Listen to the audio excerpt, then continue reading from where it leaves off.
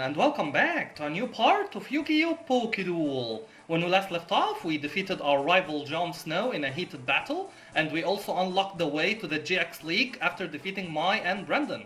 But before we encounter the GX League guys, we have one more task at hand, which is to defeat all the gym leaders again in very tough rematches. So, there is no restriction to the order that you do this. You can face them in any order you would like, but I've decided for myself that I'm going to face them in the same order that I faced them during our normal gameplay. And I've also decided that for each gym leader, guys, I'm going to use a new team each time. So I get to show you some new monsters that you may not have seen before, and also some new strategies that you may not have seen before. So hopefully you enjoyed this idea with me. But this idea has a huge downside, which is we need to catch a lot of monsters to achieve this. So I would like to take this moment to thank Davi again for your very useful comments as always, who told me about something that I can do to more efficiently catch dual monsters in this game. So as you can see here, I opened the Dex Nav menu, and let's say that I want to catch a Beaver Warrior. So I click on it like this, and okay, it got away. So I open the Dex Nav menu again, click on it again to make it spawn a second time. That is a bit time consuming. So what Davi told me in the comments is that I can actually assign the R button to the monster that I'm looking for, and that will make the Dex Nav work. Okay, let me disable autorun here. That will make it spawn outside of the menu, as you can see here. So that is... Oh, and okay, and now you get to see a sneak peek of the team captain. This is the team that I've picked to face Mr. Rex Raptor, the first gym leader, and the captain is Fukasaku Sensei from Mount Miyuboku in Naruto. We caught him in part 34, the 12-hour special, and I tried to recruit more toads from Mount Miyuboku, but as you can see, no one accepted our call, so I need Fukasaku Sensei's help in order to convince them to join our team against Rex Raptor, so that will unlock later. But for now, let me show you that the more Beaver Warriors you encounter using the Dex Nav guys, you'll notice here that the search level increases, and by increasing the search level, the level bonus increases as well. And what that means is you get to know more information about the monster that you're trying to catch. So for example, this particular Beaver Warrior, we now know that it has Tackle in its arsenal of moves. And now we get to unlock the ability. So it has Pickup as an ability. And if I show you the Dex Nav now, we have level bonus 1 after we have encountered Beaver Warrior 4 times in a row using the Dex Nav ability. And we can unlock even more information that is very useful for us, the 3 stars. So what do they mean, those 3 stars? They mean how many attributes does this particular Beaver Warrior have S in it, which is the highest possible value. So this particular Beaver Warrior has none. This Beaver Warrior has no abilities as well that have the S value. I will try to catch one that has 2 or 3 to show you guys what I mean by that. Okay, we still haven't encountered a very powerful Beaver Warrior.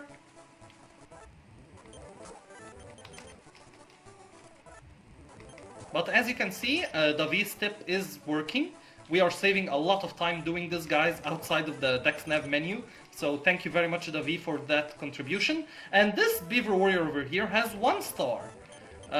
So I will not catch you. I'll try to catch a more powerful one. This one has 2 stars.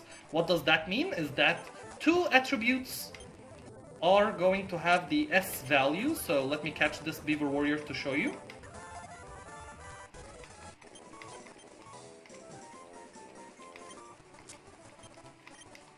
I'll check its summary, and over here we have 2 attributes that have the S value, defense and special defense.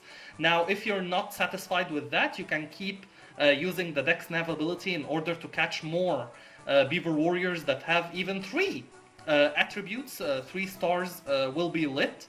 That means that 3 attributes will have the S value, and you can tailor make like the best Beaver Warrior ever that has ever been created in this ROM hack. So you can do that to catch the most powerful Beaver Warrior in existence, but I personally don't do this strategy. I tend to catch the first duel monster that comes in the Pokeball, so I don't use that strategy, but feel free. If you want to catch very powerful monsters, you can do this Dex Nav idea to increase the search level, and bonus level will unlock the 3 stars to show you that this particular monster is different from the rest. So thank you very much, Davi, for your contribution. And now let's head to the Poke Center and try to challenge Mr. Rex Raptor, shall we? Okay, let me re-enable auto-run here, and let me deposit the Beaver Warrior that we just caught, guys, and show you the team that we're gonna use against Mr. Rex Raptor. I've done something to the boxes here, guys. I hope you like it. I made this the Hall of Fame box, beach themed, because they're enjoying their vacation after entering the Hall of Fame in version 4. And this is the box that contains the original team that we used against Mr. Jon Snow. And next is the team that I've decided to use against Mr. Rex Raptor, the Toads of Mount Miyoboku from Naruto. Now, I've already asked them for help and they refused, guys, but now I have got Fukasaku Sensei to convince them to join our team. So they are now going to answer our call. So let me introduce you to the family of the Toads. First is Tadpool, the youngest member of the Toad family, and I remember when Naruto summoned this in the anime. Tadpool evolves into Beel's Frog, which we have seen before in our team, so I will not use Beel's Frog this time against Mr. Rex Raptor. I'll give the chance to other Toads. Frog the Gem.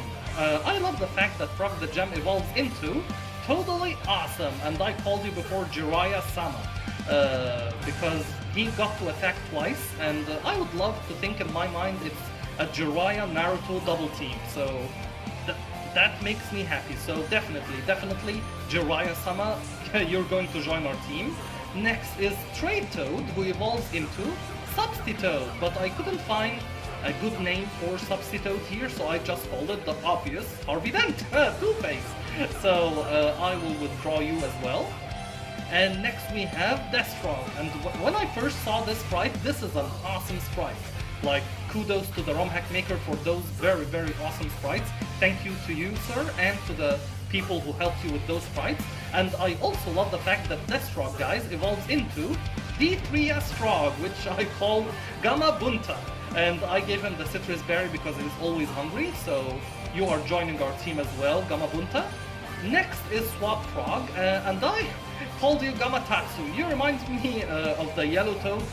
He's Gamabunta's son, so I called it Gamatatsu, and I like that name. I think I will add you as well, so there's only one spot left. Is it gonna be Treeborn Frog? No, I don't think so. I think I will give that chance to Gamamaru Jr. So if you don't know, guys, the great geezer of Mount Miyoboku is called Gamamaru Sensei. So this is Gamamaru Jr. It could be his son or his grandson, great-grandson perhaps. So I've decided to add him as well. And that will conclude our team. So thank you for the Toads from Mount Miyoboku. Let me show you now their summary and natures, which I changed at cerulean to suit their personalities, not for a tactical advantage. So first is the captain himself, Fukasaku Sensei. His serious nature, water and fighting. He has guts, ups attack and suffering, of course. Aqua Cutter. Now, I opted to use that move instead of Surf because I believe he's a Ronin after all, so Aqua Cutter suits him more. Leaf Blade. Drain Punch. I was very surprised that he could learn Drain Punch. And Ice Beam. Drain Punch and Ice Beam are going to be very beneficial in our strategy against Mr. Rex Raptor, of course. Next is Jiraiya-sama. His naughty nature. What else, you know? Parental Bond. Parent and child attack together. So this is the special ability that I absolutely love about Totally Awesome. So I would love to imagine it's Jiraiya and Naruto together. He has the moveset of Sludge Bomb, Pounce, and Apple Acid, and Surf. Now, Apple Acid is a grass-type move, which is going to be very beneficial for us. The user attacks with acid made from tart apples. Lowers the foe's special defense. That is also very powerful besides Pounce, because if you see here, I opted to add Pounce because it lowers the target speed stat. I wanted to check something, guys. What if I use Apple Acid with Jiraiya-sama and he attacks twice? Does that mean that I lower the special defense twice in a row and I decrease the target speed twice in a row? That is a question that I haven't answered yet, so I will see if we can answer it together against Mr. Rex Raptor. I didn't mention the items too. Fukasaku-sensei is holding the Choice card, which allows the use of only one move, but increases the speed. Expert Belt on Jiraiya-sama, of course. Next we have Harvey Dent. He is impish nature, and he is holding leftovers to recover HP every turn. He has Water Absorb, changes water into HP. He has the moveset of Ice Beam, Dazzle Gleam, Surf, and Dark Pulse. I opted to use a Fairy type move and the Dark move together on our Substitute here to further show his duality like Harvey Dent is. So I like this idea. Next is Gamma Bunta. He's calm nature. He's always calm. He is holding the Citrus Berry. And he has Gluttony. Eats berries early. So, see? That's why I gave him a Citrus Berry. Now, his moveset is very interesting. He has Surf, of course, but he has Death Croaking. The user croaks a beautiful song, powering up all frog monsters for the next 5 turns by 30%. That is a very, very powerful move. I'm definitely going to use that against Mr. Rex. Boom Burst, 140-100. The user emits a terrible sound wave that hits everything around it. And Earthquake as well. Now, in our team, this is the only Toad that can learn Earthquake, so that is very, very beneficial against a certain monster that Mr. Rex Raptor has in his team. Next we have our Gamatatsu, jolly nature as the anime, so he's holding the Sea Incense to increase the power of water type moves. Drizzle summons rain in battle, so that's why I gave him the Sea Incense. Ice Beam, Dazzle Gleam, Surf, and Belch. So Belch is a new move, 120 but 90 accuracy only. The user lets out a damaging belch at the target. The user must eat a health berry to use this. I did not read that last line. Okay. Okay, I did not give you a berry, Gamatatsu, but I don't think that's going to be a huge loss. Sea Incense suits you more because you have Drizzle to summon rain in battle. And the last member, guys, is Gamamaru Jr. I gave him the naive nature. He's still young, he doesn't know what's best for him. So I equipped him with the Assault Vest because he's in line to perhaps be the next Gamamaru sensei. So let's protect him as much as we can here. He's Analytic, moving last boost power by 30%. I think that is going to be very beneficial since already he's not going to be so fast in battle, so that's very interesting. Maybe I should give him something else other than the Assault Vest? No, I think that works well. So he absorbs the power of the move, moves second to increase the power by 30%. That is a very nice strategy there. And he can use extra sensory, so he's part psychic. The user attacks with an odd power that may make the full flinch. Not beneficial when you attack second, when you think about it. Dazzle Gleam, Ice Beam, and Surf. So that is the team, guys, that I'm going to use here. I trained them all at the EV training house for maximum speed and maximum physical defense, not special defense, because I think Rex Raptor's team is going to use a lot of earthquakes and such. So I trained them for the maximum value in physical defense, not special defense. And you know what?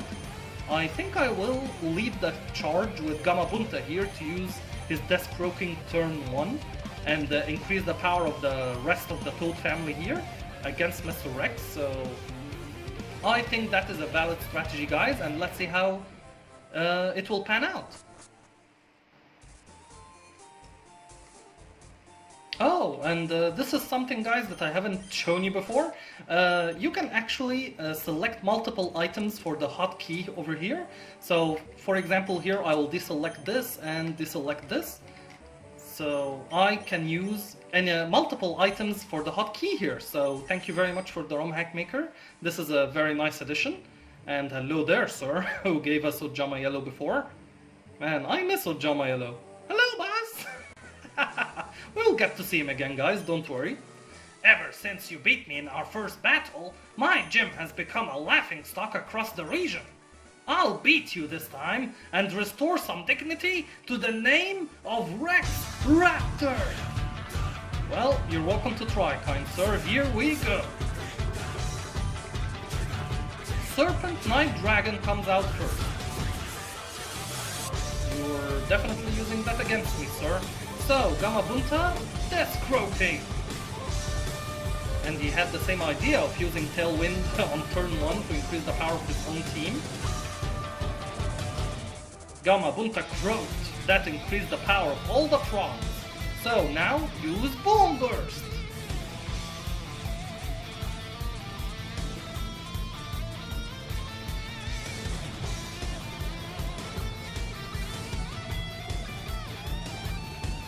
Okay, that's a decent amount of damage, so let's take him down. If we can survive this. I think we can. Yeah, we survived it, and the Citrus Berry kicks in for Gamabunta.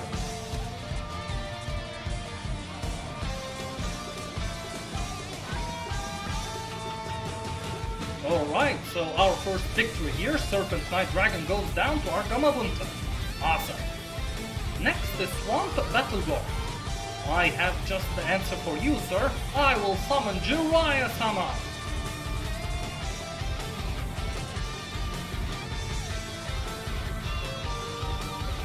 Now, against you, I will use Apple Acid. Use Earthquake, though. That is a lot of damage. Okay, reduce the power.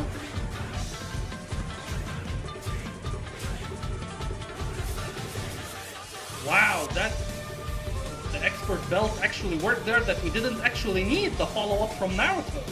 So that was awesome, Jiraiya-sama. Tyrant Dragon comes here. You know what? I will keep Jiraiya-sama in. Now, Tyrant Dragon is a very powerful monster.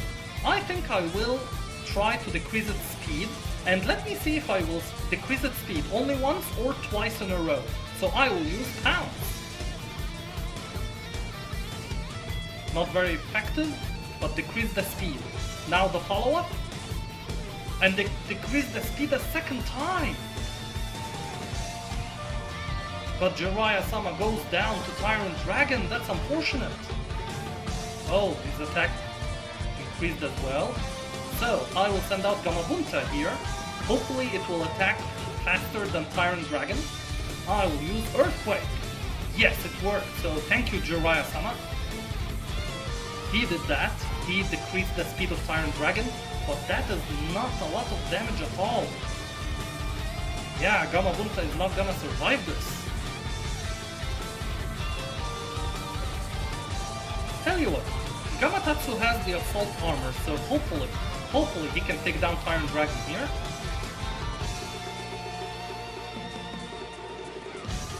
And I will use Surf, powered by the sea insects. It was not enough, so let's see if we can survive this. Okay, barely! We barely survived that. So I'm very happy that we could take you down. He withdrew him though. Red Eyes Metal Dragon! That's not a good matchup for you, sir. Yeah, I think Surf powered by the Sea Incense and Drizzle will deal a lot of damage to you. Not a lot at all. Wow. Yeah, Extreme Speed will take down our Gamatatsu, but he did a phenomenal job. So that was awesome on your part. And you know what? I think I will send out Fukasaku Sensei here. Because besides Aqua Cutter, he has Drain Punch. So even if we lose the power of speed here, we will regain HP back.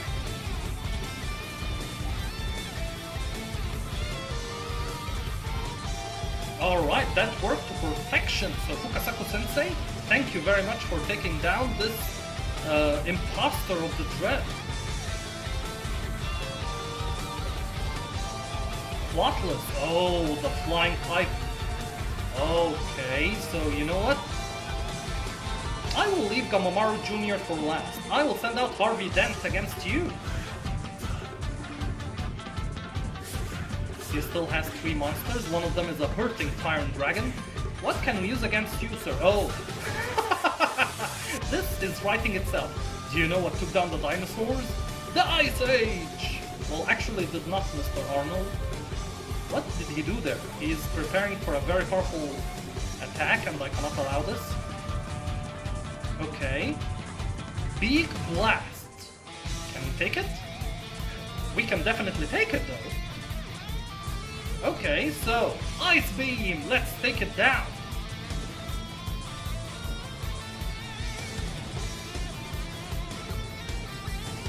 Alright, Quatless goes down. And Harvey Dent reigns supreme and regains some HP back with the leftovers too. Tyrant Dragon comes back. You know what? I will give that W for Gamamaru Jr. He's naive, he's still young, but I think he can take on a hurting Tyrant Dragon, right? Right? Let's hope so. So, Gamamaru Jr., you Surf! Oh, Outrage though. Okay, he can take it. Wait, he has the Assault Vest, so... Oh, Gamatatsu actually did not have the Assault Vest, so he was tanking all of that on his own? What a beast, Gamatatsu! You're a beast! And Gamamaru Jr. takes down Tyrant Dragon, but now he has Black Tyranno. Is he powerful enough to take down Black Tyranno? I don't think so. So, you know what? I think 1v1, Fukasaku-sensei will come here to try to take on Rex Raptor's ace monster, his last monster, Black Tyranno. He has a Sandstorm as well. If I go down, I'm taking you with me! Well, I don't think so, kind sir. What can I use here? Wow, we have a lot of things against you, but I will use Aqua Cutter!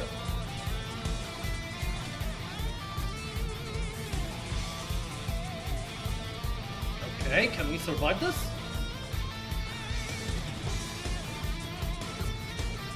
We can definitely survive that, and he lost some HP for some reason. Maybe he's holding the life orb or something, but that doesn't matter because now Fukasaku-sensei take it down using Aqua Cutter. Alright, so the first gym rematch done. Haha, thanks to the Toads of Mount Miuboku. Leave my gym, cheater. This is ridiculous. Why do bad things happen to good people? Next time we duel, I'll bring a judge to make sure you don't get away with your blatant cheating. Yeah, you do that, Rex. You shouldn't be allowed to be champion. All you do is cheat and get lucky. Now get out of my gym before I report you to duel police. Whatever you say, Rex, whatever you say. So, I'm very happy with this team, guys, but as I said before, I will now get a new team to challenge the next gym leader, Mr. Mako Tsunami. So, quick transition, and I'll be right back.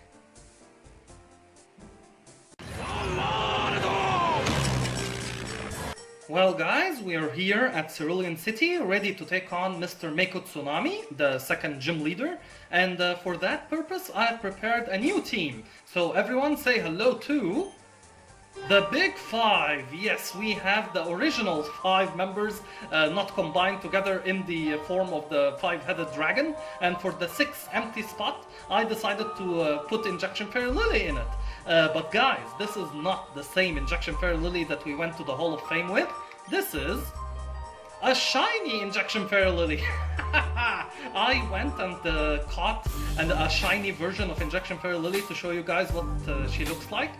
She's Jolly Nature, and I gave her the Lax Incense to increase her evasiveness. She has the ability Healer, may heal ally status problems, and she has 3 S's, guys. So besides being shiny, I was very surprised that she has also 3 attributes that have the S value, so that is a very, very nice find. and she has Toxic Spikes, which is going to be very beneficial against Mr. Mako Tsunami. It worked very well the first time, so why change something if it works? I also gave her Leech Life, Sludge Bomb, and Weird Steam. Next we have Jinzo, the Big 5 member who used Injection Fairy Lily. I gave him Serious Nature because he was so serious against Mr. Seto. I also gave him the Choice Scarf, which will increase his speed.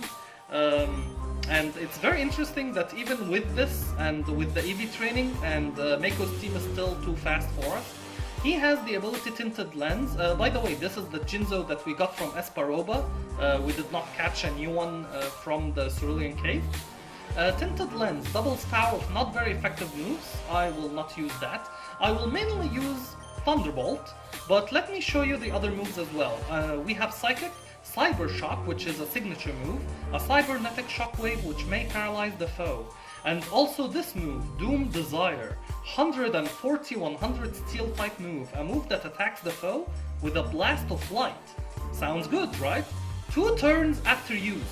Oh, so that last line over there, yeah, that move is very powerful, but 2 turns into the future, yeah, I don't think I will use that, but it's good. It's good to have new moves to try out new strategies.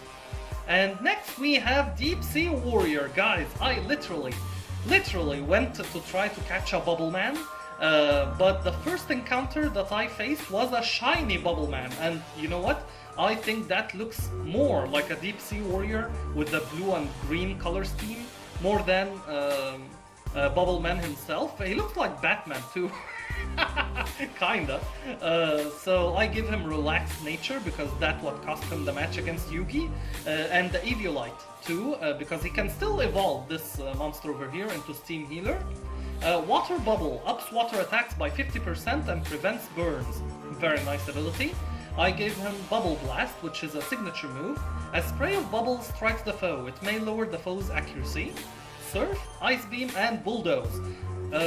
Weirdly enough, he cannot learn Earthquake, but Bulldoze, I give it to him for a certain monster that may or may not need this to decrease its speed a bit. Mako's team specialty is speed, guys. They are very speedy.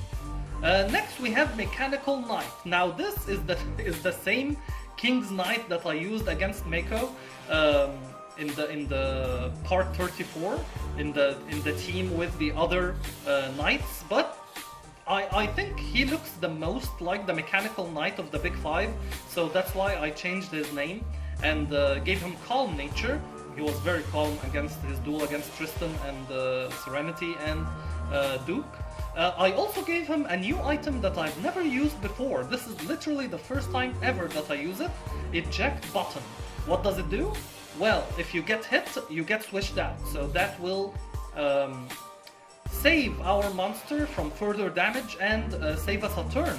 The new monster will come in right away. So that is a new strategy that I have never used before. Let's see how that goes. Royal Flush ups the defense of any knight in battle by 50%.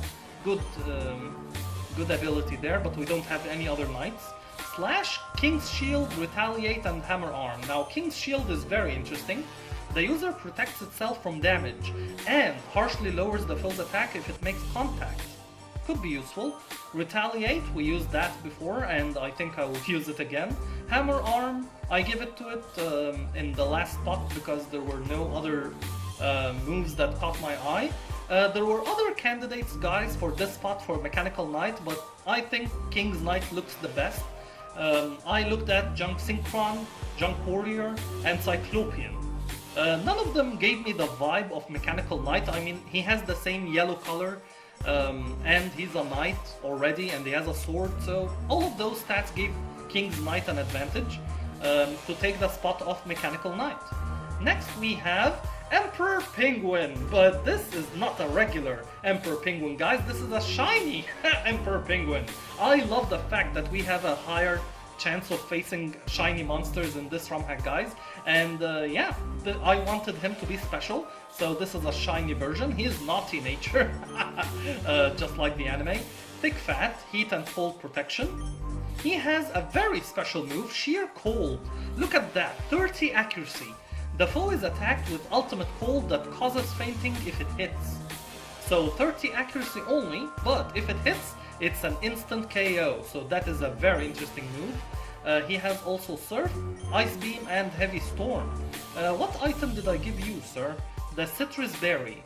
Oh, I think I tried to give you the Wide Lens, but I preferred the Citrus Berry after that. The Wide Lens is the move that increases accuracy, but not by much, so it didn't like favor the move too much to use in battle, so I think we can use Citrus Berry in a more effective way.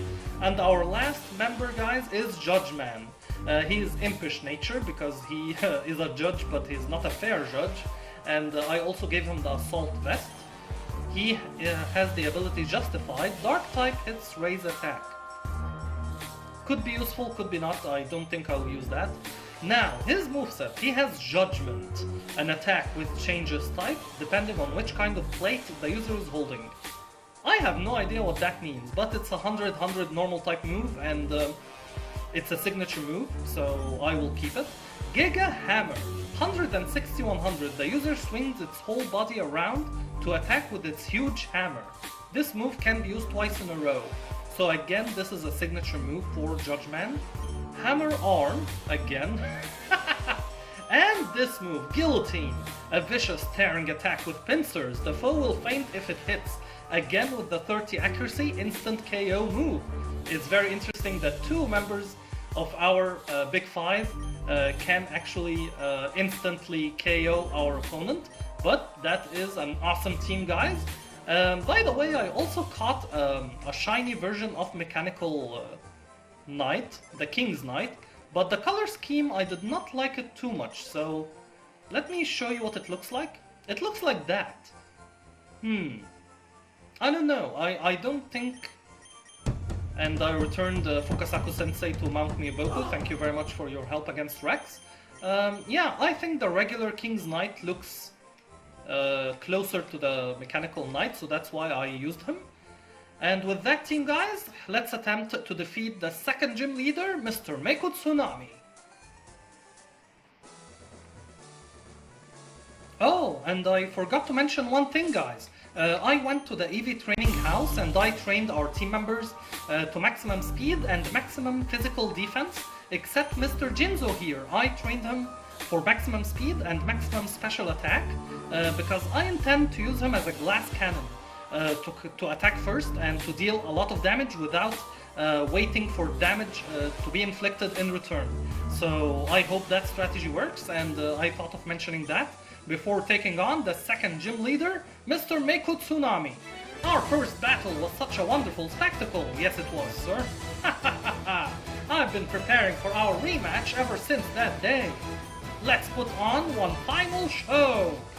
Well, here we go, Mr. Meiko. Swap Frog? Well, hello there, Gamatatsu. And hello there, Injection Fairy Lily.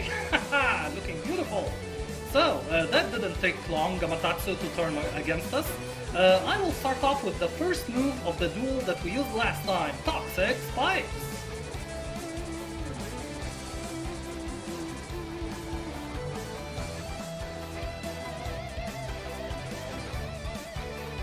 Okay, our defense fell, but hopefully we can put another layer of Toxic Spikes on the field. Yes, we can. That's gonna be very beneficial. And unfortunately, our Injection Fairy Lily will go down here. That's very unfortunate. So, I will send out Mechanical Knight to use Retaliate against you, sir. Remember that strategy? He was King's Knight then, but now he's Mechanical Knight.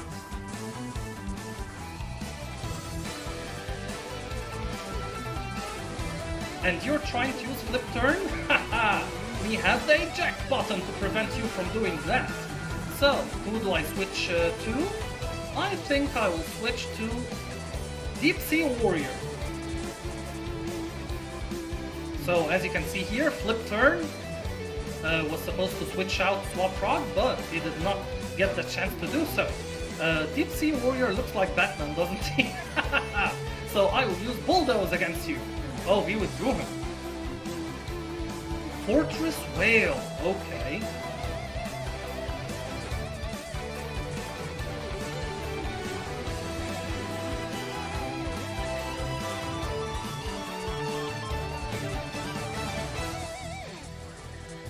Dry Skin? Wow, you're gonna restore HP every turn? Wait. And you have leftovers too? What a combo that is! You're gonna restore HP from 2 different sources each turn. Wow, Bombardment did not land, so Deep Sea Warrior is very elusive, apparently. Yeah, and leftovers will restore back some HP. Wow! Quite the combo you have there, sir. He withdrew Fortress Whale. Haha! Swap Rock comes back. Totally fine by me.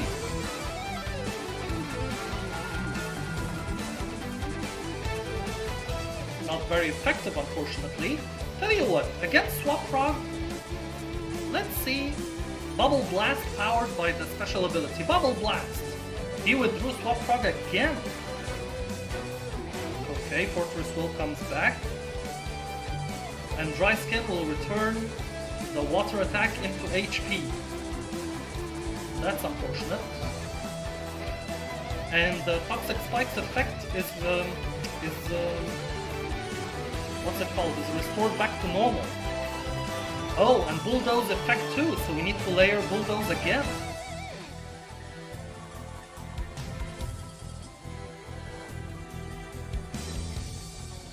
The rain stopped. Okay, so that means that Dry Skin is not gonna activate now. So I will use Bulldoze. Oh, he used Boomy. Okay, it's not a damage-inducing move, but Dry Skin is gonna be annoying. But Deep Sea Warrior is holding his own against Fortress Whale, so that's something that we need to acknowledge here.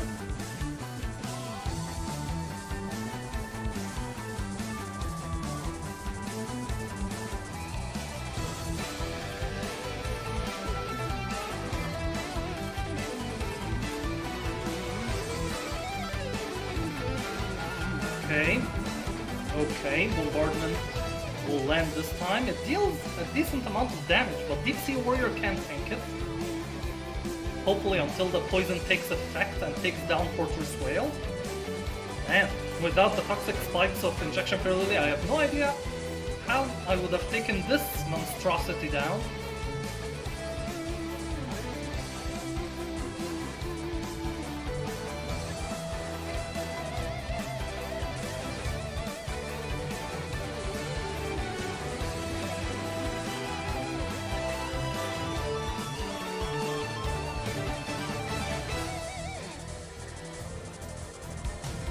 Deal a lot of damage, please. That's a lot of damage, so hopefully Deep Sea Warrior will deal a lot more damage before he goes down. Earthquake, though. Goodbye, Deep Sea Warrior. You held your own. I have to say this. You held your own. Dry Skin will activate. Leftovers will activate, but hopefully the Toxic Spikes will counter that. Wow, indeed it does! That's a lot of damage. So you know what? It's time for our Jinzo to come here and take down Fortress Whale.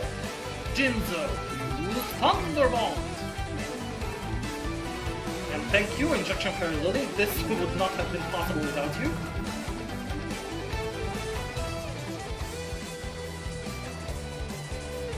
Okay, we have Daedalus. I think I will give that one to Emperor Penguin. Our shiny Emperor Penguin, I should add. It looks beautiful.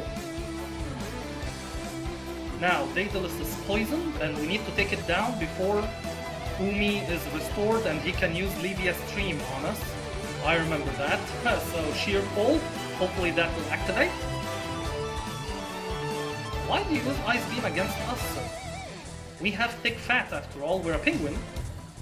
So, I have no idea what... Okay, Ancient Power.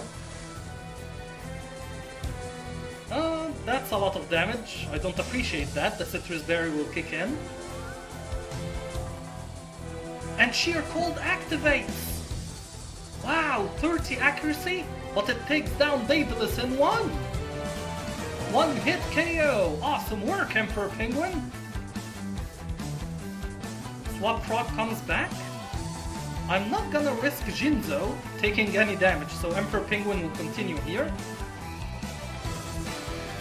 To try to take down Swap Frog here with Heavy Storm.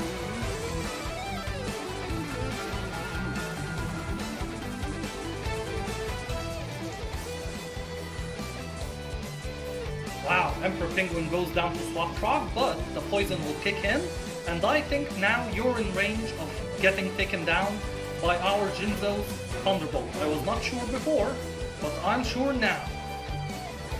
So Jinzo, take down Swap Frog. Oh, he withdrew Swap Frog. Fiend Kraken. Now that is bad news for our Jinzo.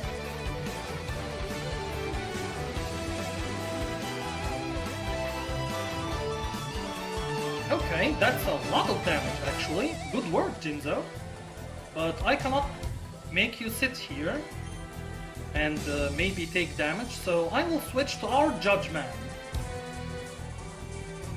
I think he's normal type, so hopefully... Yes, Shadow Ball is not gonna affect us. Now, against you, sir, I will use Giga Hammer. Oh, use Toxic against us. Fighting poison with poison. Giga Hammer looks familiar.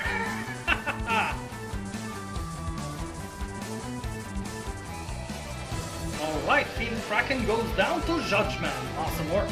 But Judge Man is poisoned in the process.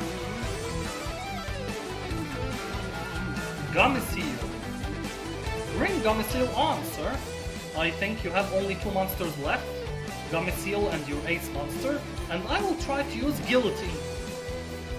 Earth Power. Guillotine activates! Wow! Wow, Judge Man! 1 hit KO, 30 accuracy, hits for a second time! That is awesome! Legendary Fisherman 2, your ace monster is here. So you know what? I will send out our Jinzo.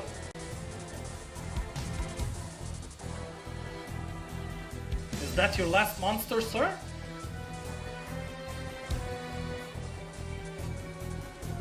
No, it's not. Oh, this could have been... Okay. What is that? I'm a bit concerned now. If Legendary Fisherman is not your last monster, who's left?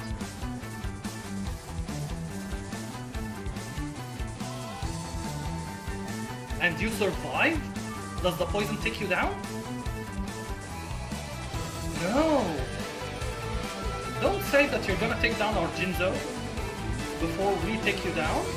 Our Jinzo survives and takes down Legendary Fisherman 2! Okay. Who's your last monster then? Is it Swap Frog? Is it Gamatatsu? Wow, it's Gamatatsu. Wow, I really wanted you to stand beside your Legendary Fisherman for the last shot, sir. Time for the final performance. You're right about that, Mr. Mako. Thunderbolt, Jinzo. And that was a nice duel, but only because we got the Guillotine and the Sheer Cold activated in the same duel, guys. That is very rare, I have to say. My muscles are so pumped. But I'm glad that I got to share this with you guys. What a show! What a duel! My entire body is completely soaked. Come back anytime. Reference to Resident Evil 4. That was an awesome duel, I have to admit. We got to see everyone in action here. Yeah, we got to see everyone. I think for the next gym leader I will need to think about it a little bit for my Valentine. So I will think about my team, so quick transition guys, I'll be right back.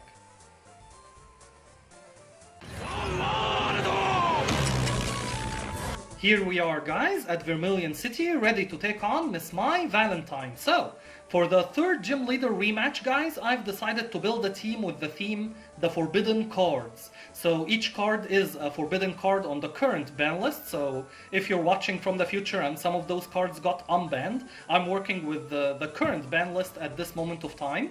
And a very funny thing happened that ironically, the first two monsters that I decided to add to this team got recently unbanned after spending a very long time on the ban list, Yatagarasu and Change of Heart. So that was funny, and I've decided not to include them in this team then and leave their spots open for other monsters on the Forbidden list.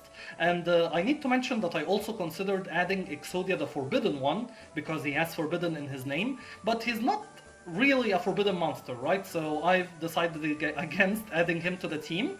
So without further ado, guys, let me introduce to you the forbidden cards, starting of course with the infamous Pot of Greed. To this day, no one knows what it does, and this is the same Pot of Greed that we caught at the Pokemon Tower as the Ghost, guys.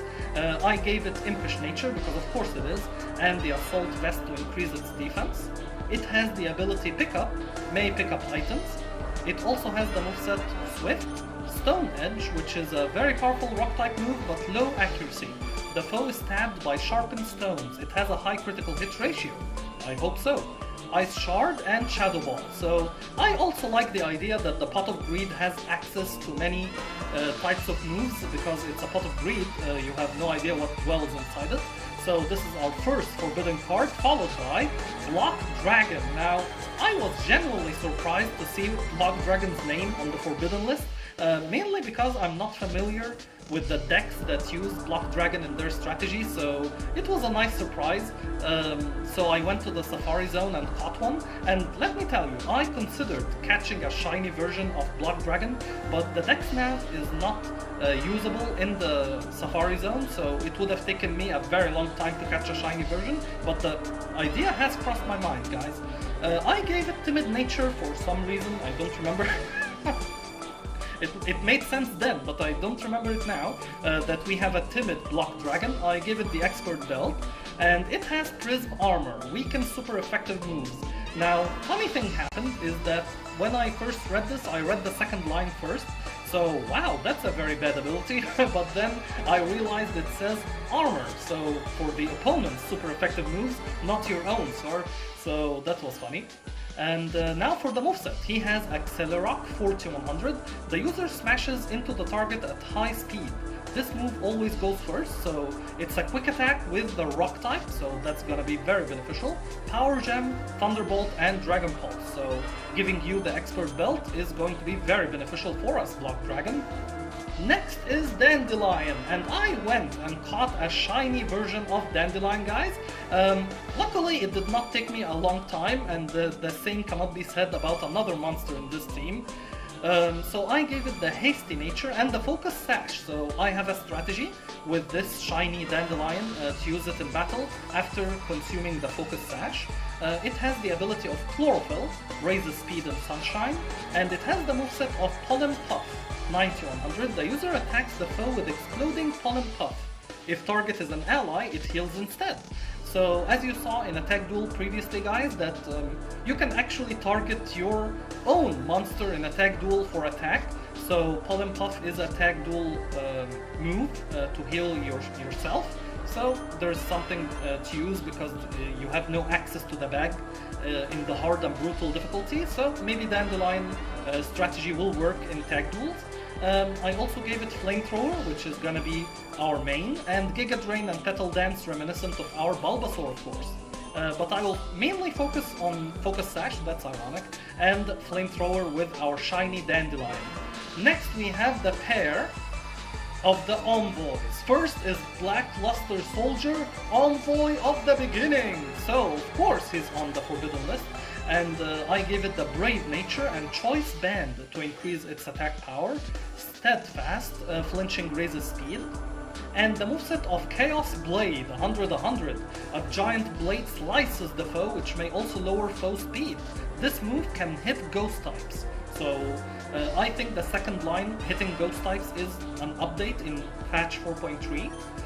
Sacred Sword, which is a fighting type move, slicing with a long horn. The target's stat changes are ignored. Could be useful. Double Edge, a reckless, life-risking tackle that also hurts the user a little, and Earthquake.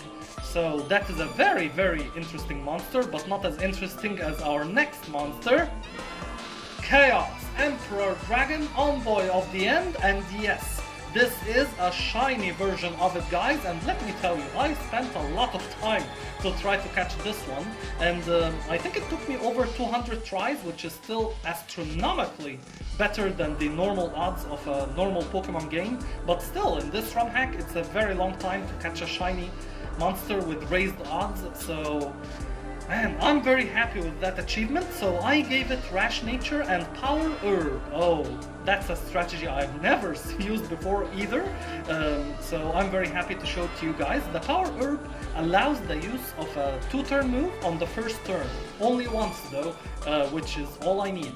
It has the very interesting ability of Cursed Body, may disable a foe's move. That is a very interesting ability that I have never seen before, so I'm very interested to see it in action. He has the moveset of Thunderbolt, Dragon Pulse, Flamethrower, and Grave of Fire. I told you before, guys, that Grave of Fire is a very signature move for your Chaos Emperor Dragon that I need to see in battle, but unfortunately it's a 2-turn move. So, what's the solution to that? Give our Chaos Emperor Dragon a Power Herb to use it on the first turn only once. So hopefully that will come in handy, and I'm very, very proud of this shiny monster. But let me tell you, the next monster took me over 300 tries in order to catch it. It is a shiny Thunder Dragon Colossus. Look at that beauty!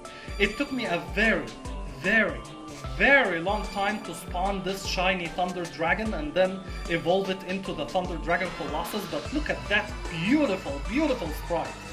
I love this monster, and the long wait paid off at the end. That's what I wanted to say. So I gave it Serious Nature and the Choice Scarf to increase the power of its special attack. Lightning Rod draws electrical moves, and it has the moveset of Paracharge, Thunderbolt, Dragon Pulse, and Flamethrower. So we had a Thunder Dragon Colossus before, and I called it 40 sacks, but it's not as beautiful as this shiny version. I love this shiny version. It reminds me a little bit of the shiny Shinron, Super Shinron, I think his name is, from Dragon Ball Z Team Training. So yeah, it's a very nice monster, and also I did not know that Thunder Dragon Colossus was on the Forbidden List, so that was again another nice surprise. So this is the team, guys. I'm very happy with this team, and let's see if we are going to be able to defeat Miss My Valentine with this team. Here we go. And I should mention that I'm very happy that we don't have to do this puzzle a second time, guys. If you think I'm gonna let you get away after our first match, then you're sorely mistaken. My Harpies will take you down this time, or my name isn't My Valentine. Well, get prepared to change your name, Miss My, into, like, My Ramadan or something.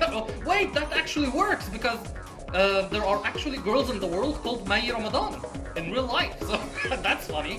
What's not funny is that she summoned a Thunder Dragon Titan against us, our Placido Sax, so Stone Edge, Pot of Greed. That's a very nice looking attack there. And that's a lot of damage. Did I mention that our Pot of Greed had the Assault Vest, guys? Because it didn't seem like it. And Pot of Greed will go down, unfortunately. Okay, so I will send out Block Dragon here. Now I'm worried that Accelerock will not deal enough damage to take down Thunder Dragon Titan here, so I will use Power Gem instead.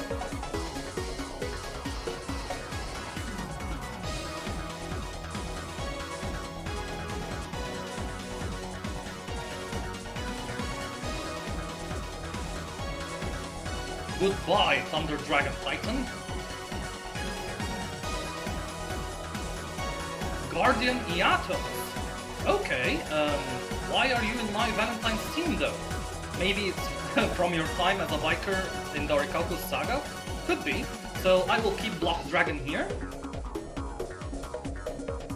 And I will use Accelerock. to deal as much damage to you as possible before going down. Celestial Sword. Oh, I'm sorry about that, Block Dragon. But I will avenge you with our Thunder Dragon Colossus, the shiny version. That is a beautiful sprite. I love this sprite. So, against you, Guardian Eatos, Thunderbolt.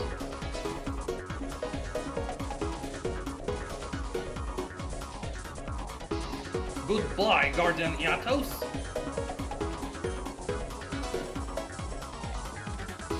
Harpy's Pet Dragon. You know what? I will switch now to Lackluster Soldier, Envoy of the Beginning.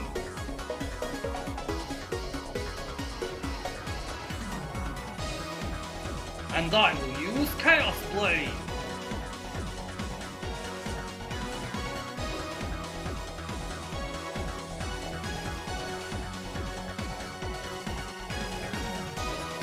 Wow! Wow! You have slayed the dragon, kind sir. Harpy's Pet Dragon goes down in 1. That is awesome. Winkuribo level 10. Alright, I will return back now to Thunder Dragon Colossus. Welcome back, sir. I love the sprite, guys, so... oh, Winkuribo level 10 has Explosion, if I remember, so we need to be very careful about that. Hopefully we can take it down in 1.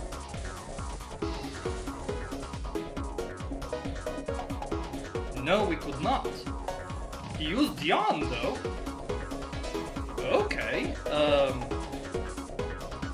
you know what? I don't want our Thunder Dragon to go to sleep, so I will resort back to Lackluster Soldier here.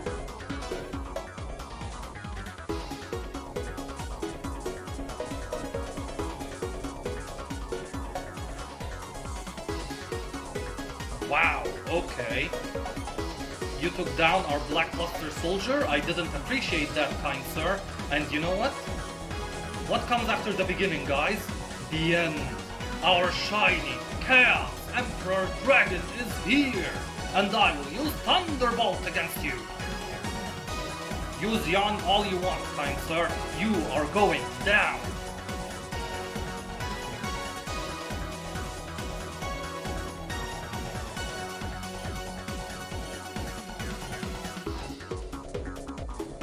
Yuzan Ryu is next. Okay, you know what? That is the perfect adversary for our shiny Dandelion from one shiny monster to the other. Now, Flamethrower.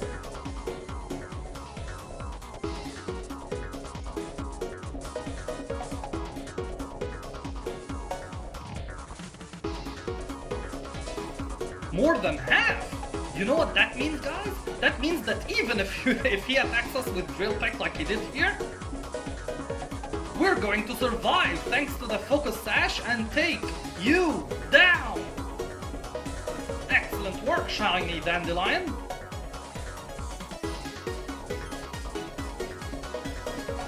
And that only leaves her ace monster, Harpy Lady Sisters! You know what? That is something that I would like to see. Chaos Emperor Dragon against Harpy Lady Sisters.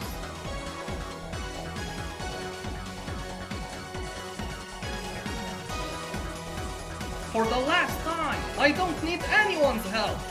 Not according to my calculations, so I will use Thunderbolt to weaken you first and then take you down using Grave of Fire. So, Thunderbolt! Oh, if we can survive this. Okay, we can definitely take that.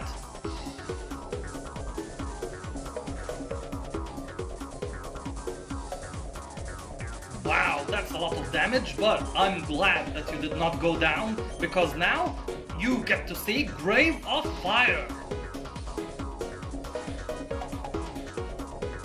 Wow, we survived! And then we set the cemetery ablaze. But that's a 2-turn move. No, it's not.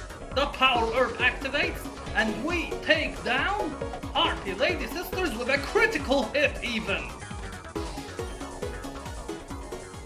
That was a very nice duel. My name is My Valentine, or My Ramadan.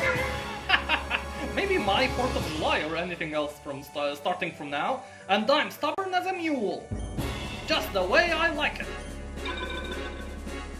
I'm the 3rd gym leader. Show some respect. Well, I did, and you actually did well against our team, the Forbidden card, so now guys, I will prepare a team for the 4th gym leader, Mr. Weevil Underwood.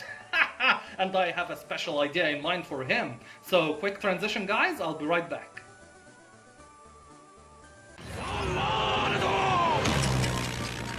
Here we go guys, I've determined the team that I would like to use against Mr. Weevil Underwood, and I would like to call this team Yugi Moto's Magicians. So, let me introduce to you the captain of our team, the Dark Magician himself, the starter. And that is not the starter that we picked guys, we picked the Dread. That was a gift from Solomon Moto on 4 Islands, so thank you for that, Yugi's grandpa. I will take care of Dark Magician, and I know what you're thinking guys, but wait, aren't Bug types super effective against the Spellcaster type, the Dark type in this ROM hack? And you're absolutely right. I believe that Weevil hacked the ROM hack and made it so that the Bug types are super effective against Magicians, but that is a disadvantage that I will have to battle through, just like Yugi Moto battled through the disadvantages that Weevil threw at him during their duels against each other. So yeah, that's a big hurdle to come over.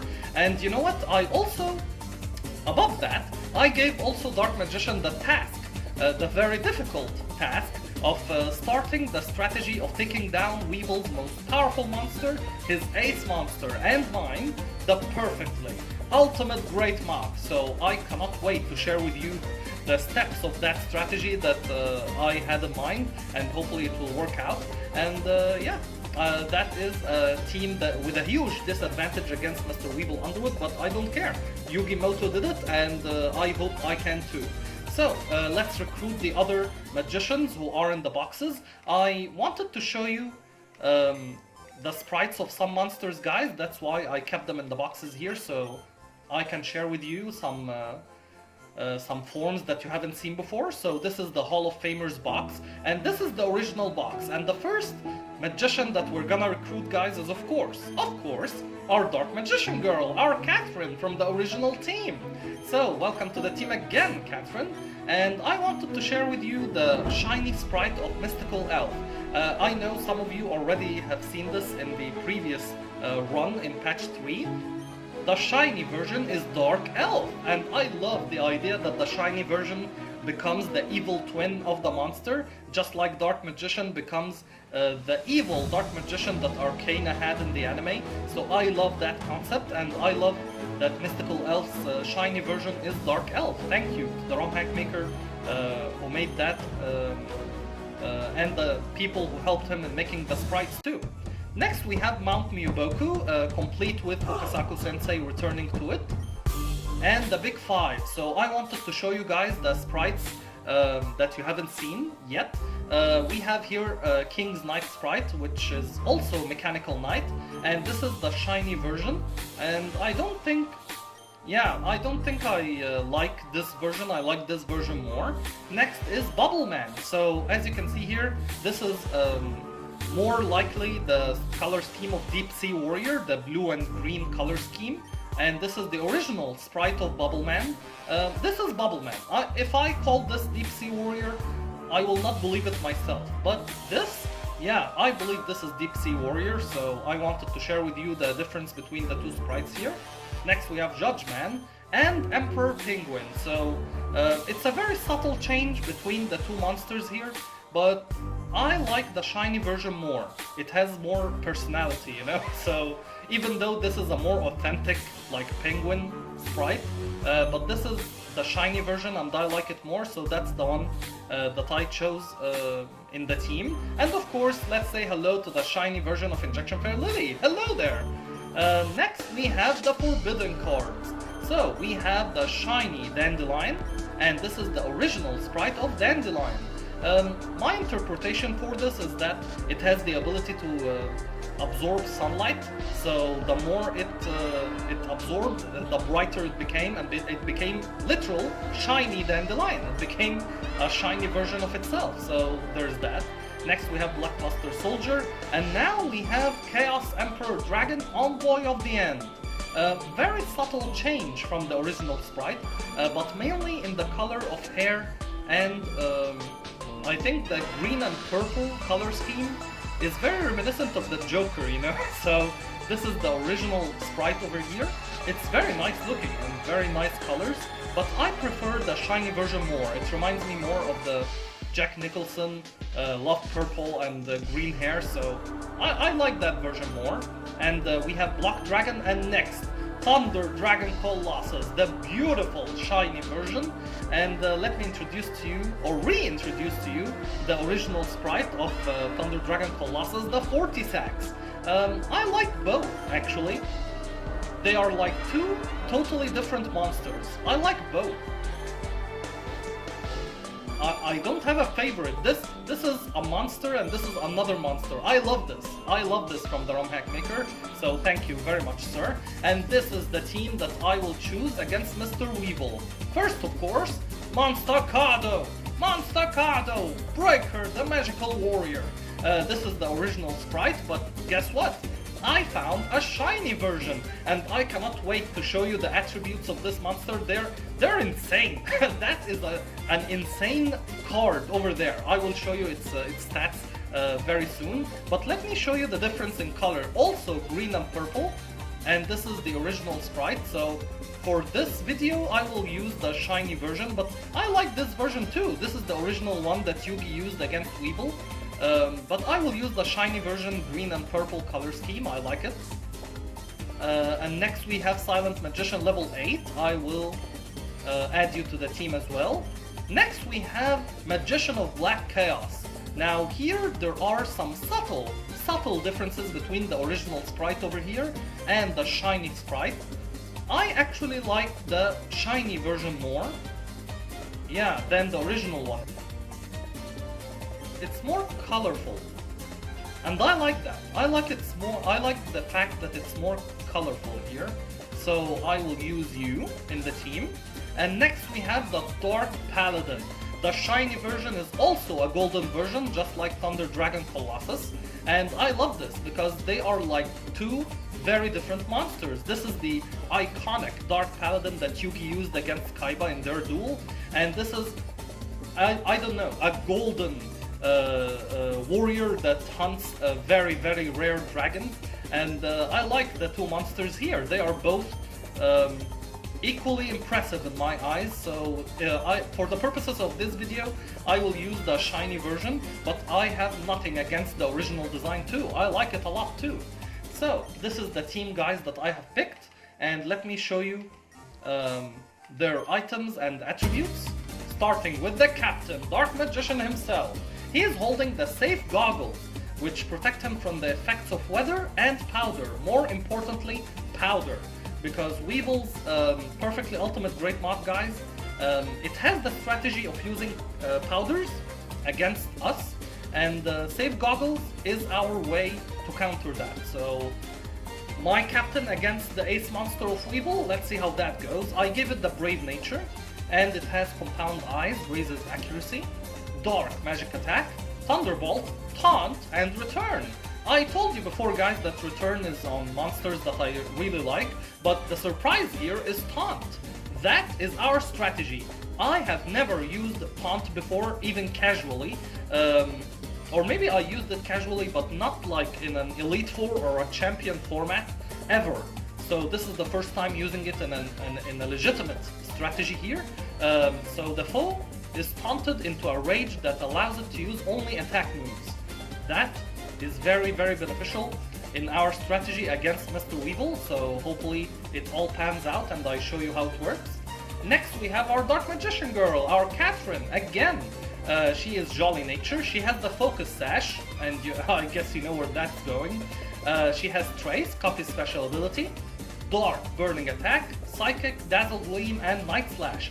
Very nice variety of moves there. She's very capable.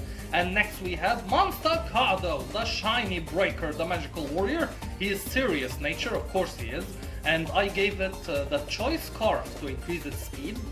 Look at that attribute spread, guys. S all around the board. I swear to you, I did not do anything to this ROM hack, any modifications.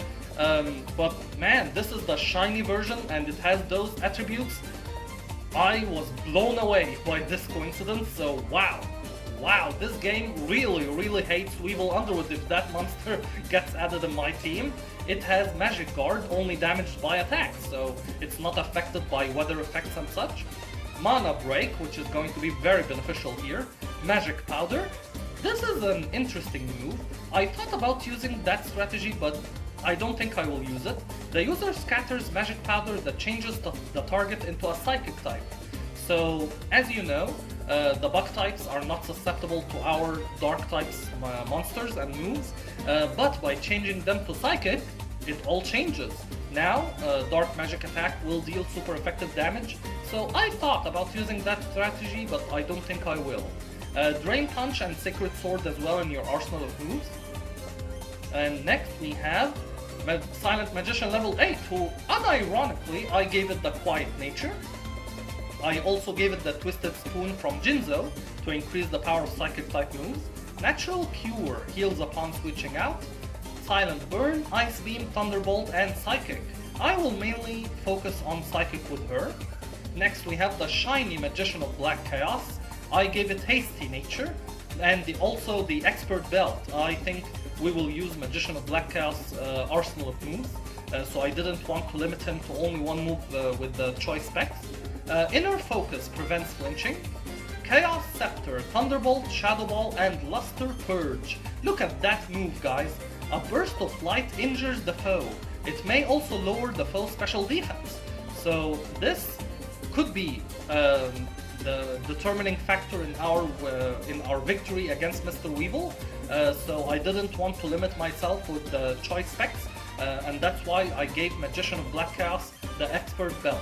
And now last but never least, the Shiny Dark Paladin, the golden version of the legendary warrior who hunts down legendary dragons. I gave it Bold Nature and the choice specs this time. Unnerve stops the foe from eating berries. Mach Punch, Secret Sword, Dragon Sword, and Night Slash. So I love that they are all like sword related. So Secret Sword is a fighting type move and Dragon Sword is a dragon type move, so I like that. Night Slash is also has a high critical ratio and a dark type. Not gonna be beneficial against bug types, but it's very nice to have variety in the moveset. So that's our team, guys, and I know that we have a huge disadvantage against Mr. Weevil's bugs, but you know what? Just like Yugi, I will battle through it, and let's defeat Mr. Weevil!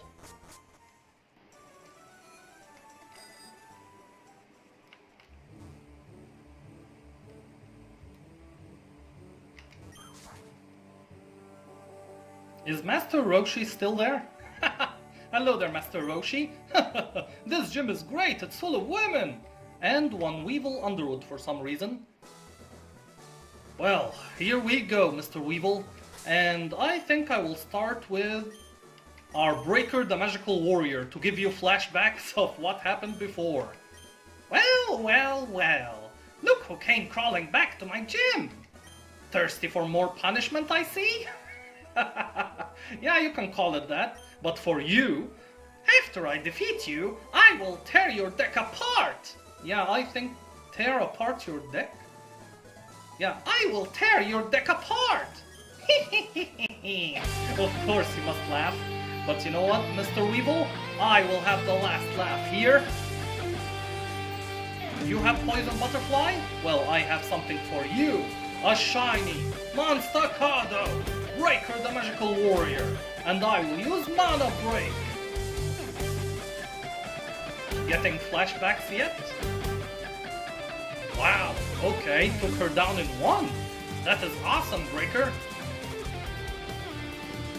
Now, as much as I would like to say Monster Kado again against Mystical Beast Circuit, I will give the chance to another monster in our team, Silent Magician level 8.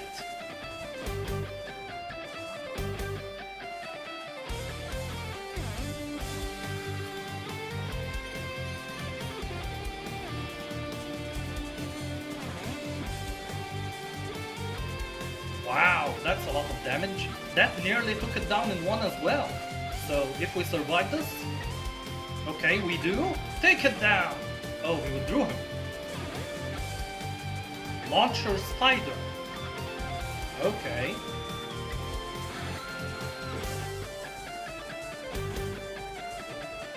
Special defense fell.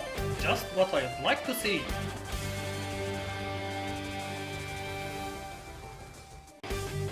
Wow, he has Flash Cannon!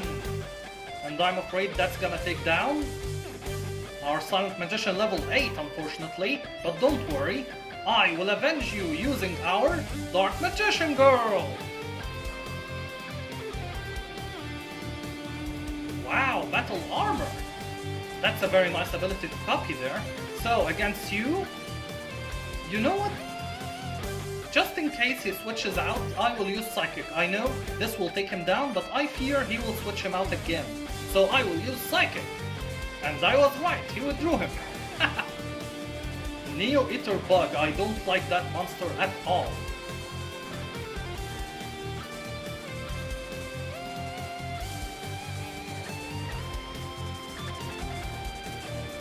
Oh, and that's a very powerful move there. He basically becomes a glass cannon, increasing its attack power, but on the expense of its defense, so hopefully that will take it down? No, he survives! What is that? Oh, and the attack rose a second time? Wow, the Focus Sash is the only thing that saves us here, and you know what? You know what? I will take you down using Dark Burning Attack! Goodbye, Neo Eater Bug! I don't like that monster at all! Awesome work, Catherine! Launcher Spider comes back. Bring it on! Now against you, Dark Burning Attack, Catherine! Goodbye, Launcher Spider! Now, Mystical Beast Circuit, but you know what? Even though Catherine can take it down, I would like to show, to show other members of our team, so thank you, Catherine. It's time for our shiny Dark Paladin, the shiny legendary warrior.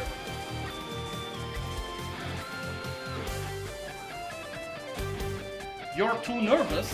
Well, you will not be nervous after this. Dragon Sword!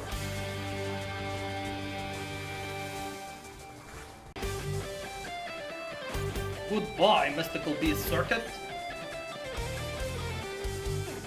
Okay, now we're talking. Now we're talking. I believe now Weevil has only 2 monsters left. The Perfectly Ultimate Great Moth and Insect Queen. His most powerful 2 monsters. So, for Perfectly Ultimate Great Moth, guys, I have prepared a strategy here, starting with our captain, the Dark Magician.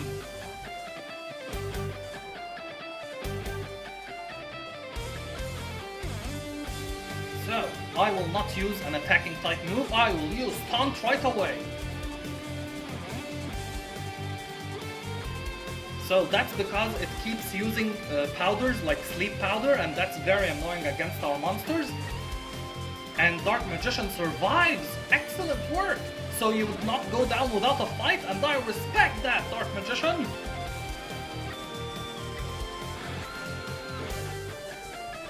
Decent amount of damage, but Leech Life will restore some HP back.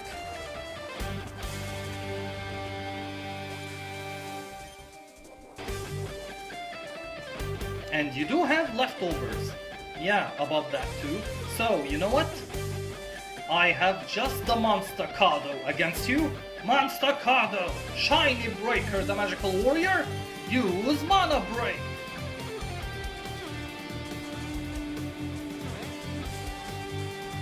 Wow, that's a lot of damage, but hopefully we can survive this.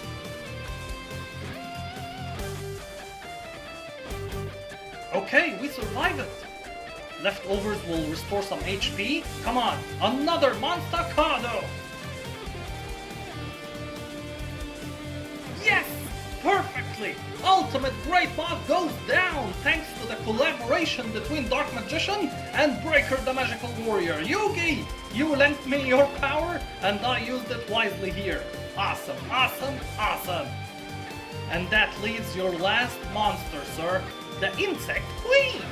So, against Insect Queen, I will send out our Catherine to deal some damage to it. But I intend to finish her off using our last member that we haven't seen yet.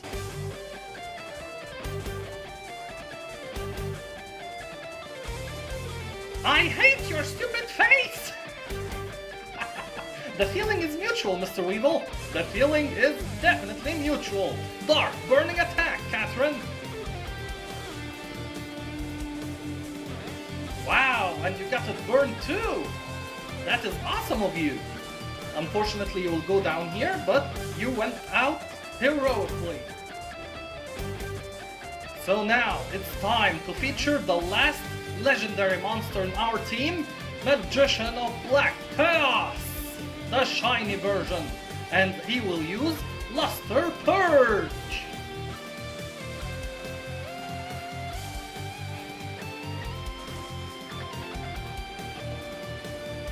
Wow! Wow, Insect Queen survives, but she will go down to the burn, and our Magician of Black Chaos does not survive. Wow, actually we're gonna win against Weevil with an empty field. Wow, okay. How could I lose to my bitter rival again? Oh, so I am your bitter rival. Yeah, because you used my ace monster against me. You're not a good person, Mr. Weevil, even though it was your monster first. I'm not gonna mention that. I hate you! The feeling is mutual, Mr. Weevil, and we reign supreme, thanks to the team of Yugimoto's Magicians. And now, guys, we are about to face the King of Games Grandpa. So how can we defeat him? Well, I will make a quick transition, guys, to prepare a team for that, and I will see you shortly. So quick transition, guys, I'll be right back.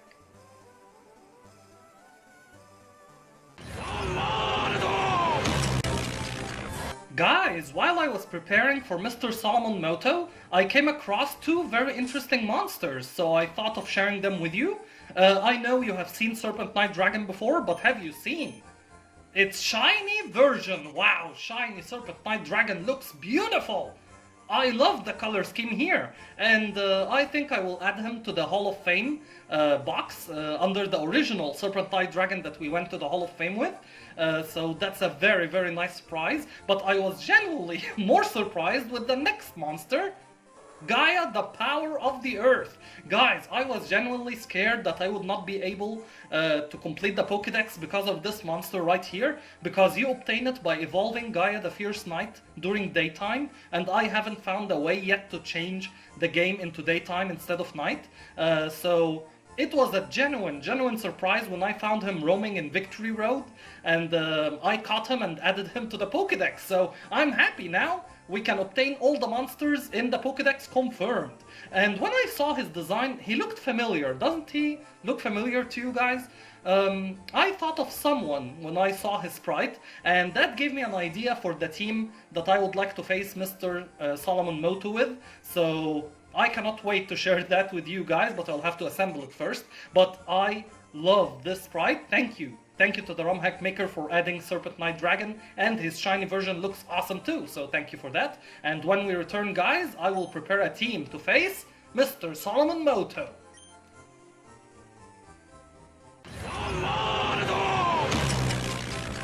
Welcome back, guys. I have assembled the team to face Mr. Solomon Moto, and we still have Gaia, Power of the Earth in our team here. He's not going to be facing Mr. Solomon with us, but he's the one who gave me the inspiration for the team and for our team captain. So thank you for that, Gaia. And I also added the shiny version of Serpent Knight Dragon in the Hall of Fame box over here. So let me share that with you as well. So this is the original sprite of Serpent Knight Dragon, and this is the shiny version. And I love the fact that they look so different from each other. They are like two different monsters. I love this idea, so thank you again to the whole Hall of Fame, no, to the ROM hack maker for making those changes to the game. I love them. And I love the fact that each box has its own theme like that. Big Five, the Forbidden cards, and the Magicians. And here we have a spot open for Dark Magician Girl, our Catherine. She's in the originals box. And next, how to defeat a person who's proficient at Yu-Gi-Oh! POKeDUEL, guys. After all, he's the grandpa of Yugi Moto, the king of games. So I thought of the answer, and the answer is to import monsters from a different game entirely. Say hello to our newest team, Elden Ring. Yes, I thought of importing monsters from Elden Ring to defeat Mr. Solomon Moto and put the name King of Games to the test. So let's start with the honorary mentions that I'm not going to add to the team first. Starting with Mad Dog of Darkness. So I would like to believe that this is the original dog who spawns in Limgrave, and the shiny version, looking more sinister, is the dog who appears in Caleb later. So yeah, those are very nice sprites, but I will not add them to the team. Followed by the Sonic Bird. Now this monster gave me a lot of trouble in the Castle Soul area, and this is the shiny version of it. I like it too. It looks more like a Pokemon than a POKeDUEL monster, but it looks really nice too. I like them both. Next is going to be the first monster in our team, guys, the Dark Cavalry, the other evolution of Gaia the Fierce Knight, and this one is much easier to obtain because the game is set at nighttime. And I went out and found a shiny version, so look at that! This looks like an infernal version of the Dark Cavalry, and I thought this is more reminiscent, this one more reminiscent of the shadowy figure who roams on the bridges of Elden Ring at night. So I will add the shiny version of Dark Cavalry as the first member of our team. Next we have the Lord of Blasphemy himself, Rykard. Yes! I caught a shiny version of Serpent Knight Get, guys, and that was not, I repeat, that was not an easy task at all, because the way that monsters spawn in caves is very different from how they spawn in patches of grass. You have to chase them around, and that is really annoying, so I'm very happy that I caught a shiny Divine Serpent Get, and I give it the Dragon Fang, guys. I will explain later why. That's really nice that, yeah, I will show you that reason soon. Next we have the Placido Sax. Now, first thought that came to my mind when I saw this monster is that it looks like King Ghidorah, and I believe that is correct, still stands, because look at its shiny version, guys. That is a beautiful sprite, and it looks like a mixture between thunder and ice typing. So I think that is more reminiscent of the real Placido Sax in the game Elden Ring. And let me tell you, I also took over 200 tries to spawn a shiny Thunder Dragon again. I have no idea why Thunder Dragon has such a low probability of spawning a shiny version, but I was determined and I got one. So this is the original sprite, and this is the shiny version of Placido Sax. Welcome to the team. Next we have our team captain. Have you guessed it yet? It is the shiny Gaia Power of the Earth, General Radahn himself. And if you already thought about General Radahn when you saw Gaia Power of the Earth, kudos to you. We think alike, sir. So I was happy when I saw the shiny version has the reddish color to it, because that is very reminiscent of General Radahn. So welcome to the team. You are our team captain. Next we have the shiny version of Silent Magician level 8, Princess Ronnie. So another beautiful coincidence is that the shiny version of Silent Magician level 8 is covered in blue. So I called her Princess Ronnie, and definitely I will add you to the team. And now, the last member of our team. Have you guessed it yet? Wait, but you've added Blackluster Soldier before. Not this one. The shiny Blackluster Soldier, guys, is Melania, Blade of Mikola. How can I not add Blackluster Soldier when its shiny version is red in color like that, guys. How can't I? So I called her Melania, and welcome to the team, Melania. Oh, it's full? Okay, so let's move you instead of the original Gaia Power of the Earth here. Thank you very much, sir, for inspiring me the idea of making an Elden Ring team. And next we have another honorary mention that I should say. It's Destiny Hero Plasma. When I first caught it, I thought of calling it Godric, the Grafted, just like I called this one Placido Sax, without having the intention of making an Elden Ring team on the long run. But I don't know. I don't think it looks like Godric too much. It does have a dragon hand, but Godric doesn't have the wings or the 3 large spikes above its head, so that's why I added a question mark there. It's an idea that crossed my mind, but I don't think I will apply it, and I'm very happy with this current team that we have. So let me show you their items and their moveset. Starting with, of course, Melania, Blade of Mikola. I gave her the Assault Vest, and I also gave her the Lonely Nature because she misses Mikola so much. So that's very sad, but I think it fits her, so I gave her the Lonely Nature. Steadfast, Flinching raises speed. Chaos Blade, Double Edge, Bulldoze, and Sacred Sword. Now I opted to use Bulldoze instead of Earthquake on our monsters here, because I think Mr. Solomon also has monsters that are very speedy, so maybe Bulldoze will become more beneficial in our arsenal more than Earthquake. We will get to see that in action or not. We are going to see that shortly. Next we have the Shiny Dark Cavalry. I gave it the Serious Nature and the Choice Scarf to increase the power. Wait, that increases speed. Oh, I remember now. Even though the Dark Cavalry has the ability Speed Boost, guys, gradually boost speed, I think we should also increase its speed even further. More speed, Barry! So Choice Scarf will become very, very handy against Mr. Solomon Moto's speedy monsters. He has the moveset of Aerial Ace, Secret Sword, Earth Power, and Night Days. Night Days is going to be very beneficial against a certain monster that Mr. Solomon has. Next we have Rykard, the Lord of Blasphemy. I gave it Impish Nature because of course it is, and Dragon Fang. Now that item, at first I put it on as a joke because it is reminiscent of the Serpent Spear, but it actually got a use. I actually found a use for it because luckily Rykard here can learn Dragon type moves, so what started as a joke actually had an intentional value in the duel, so hopefully we'll get to see that in action. He has the ability of Shed Skin, heals the body by shedding. I think that's what the lady at the Volcano Manor thought, that she could heal or something, spoiler. So yeah, let's not discuss that. Crunch, Sludge Bomb, Bulldoze, and Dragon Pulse. So I gave it Dragon Pulse, which I was very surprised to know that it can learn, but that works perfectly with our Serpent Spear, aka the Dragon Fang. Next we have the Shiny Placido Sax. It has the Choice Specs to increase the power of its special attack moves. Rash Nature. Volt Absorb turns electricity into HP. Extreme Speed, which is going to be very handy. Flamethrower, Thunderbolt, and another Dragon Pulse. Next we have our captain, General Radahn himself. I gave him Hasty Nature because he was very aggressive in Elden Ring. I also gave it the Expert Belt because he's our team captain and all of his hits should be very powerful. Speed Boost as well, gradually boost speed, so that's going to be very handy. I gave it Extreme Speed, Aerial Ace, Drain Punch, and Bulldoze.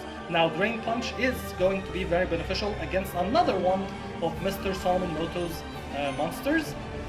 And next is Princess Rani, of course. I gave her the Focus Sash. She's Calm Nature, of course she is. Natural Cure, heals upon switching out. Silent Burn, Dazzle Gleam, Ice Beam, and Psychic. Now I found Mr. Solomon's team has a very, very annoying monster that we have no way of dealing with, so Princess Rani here will be our ticket for that monster. That's why I equipped her with the Focus Sash, so I cannot wait to share that strategy with you guys. And that is our team. So I think I will lead the way with Rykard, and let's see how Mr. Solomon will handle monsters from the game of Elden Ring.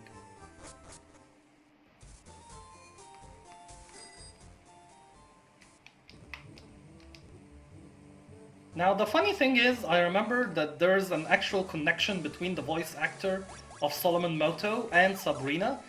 He voiced her dad in the Pokemon anime, and thank you to the commenter who highlighted that out for me. That's a nice Easter egg that someone said on Tree Island, I believe, and it totally flew over my head. I didn't know it. So thank you to the ROM hack maker for including it and for the commenter. And now, with our team together, let's take on Mr. Solomon. Well, we meet again, Adham boy, eh? My grandson had nothing but the finest words to describe you. I knew you had what it took, but still, to beat Yugi is something truly remarkable. Very few people have been able to do it. Yeah, I believe it was Raphael, famously, and Seto Kaiba with his Blue Eyes Ultimate Dragon debut, and Rebecca, if you count that, so yeah. But then again, Yugi did learn from the very best. Well then, how about we begin our rematch? Well, I have a surprise for you, Mr. Solomon. What is that, Adham boy? Oh, you'll find out. You send out your Blue Eyes Ultimate Dragon, your treasure, and I summon Rykard, the Lord of Blasphemy. But that's not a Yu-Gi-Oh! POKeDUEL monster, I know, sir. And I will use Dragon Pulse, powered by the Serpent Spear.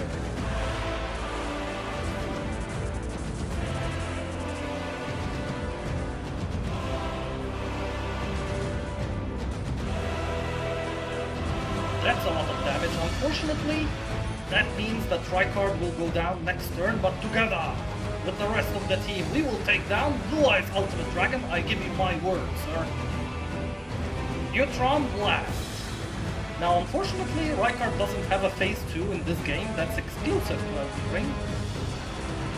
So, sorry about that, Rykard. Now, I will send out for our General Radon, our captain. He will slay the beast with extreme speed, but he withdrew him, he knew it. Exodia, he summons out his most powerful monster.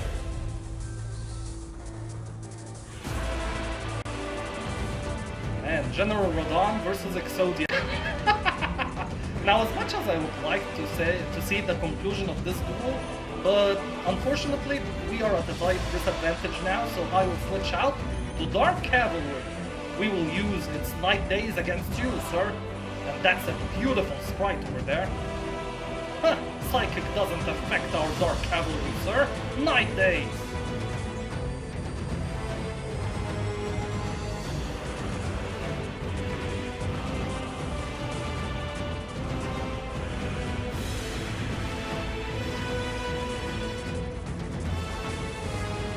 Okay, decent amount of damage on your part, sir, but we are faster.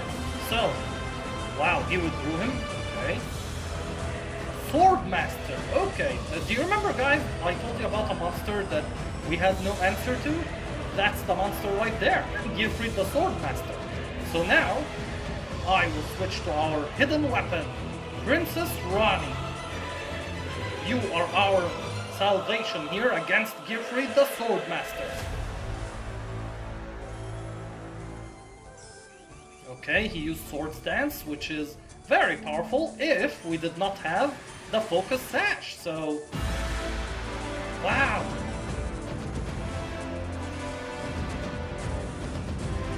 Okay, he survives, so... That means that we can take him down with Princess Rani. I actually did not plan on this. I thought she would go down, but she proved me wrong.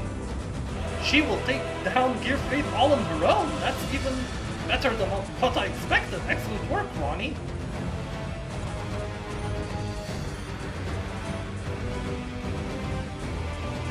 Exodia comes back? Sure, I will switch back to our Dark Cavalry.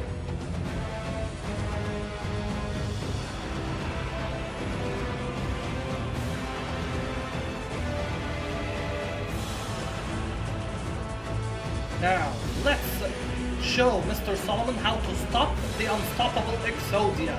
9 days, Dark Cavalry. And that's how you do it, sir. Ha! Since he's walking on a bridge, shouldn't he say, "You shall not pass"? That would be something. Dark Sage, okay. You know what? I will summon Melania, Blade of Mikola for Dark Sage here. You use your grandson's ace monster? Sure, I'll send out Melania. Let's see who will prevail here, sir, with Sacred Sword. I can imagine the waterfowl dance right now. Dark Magic Attack! So he doesn't want to go down without a fight, but he will go down to Melania, Blade of Mikola. Time to put those foolish ambitions to rest, sir. So, who's next? Lackluster Soldier of your own. I think I will give that to our Placido Sax. Let's give him retribution. He can take down your Blackluster Soldier, I'm sure.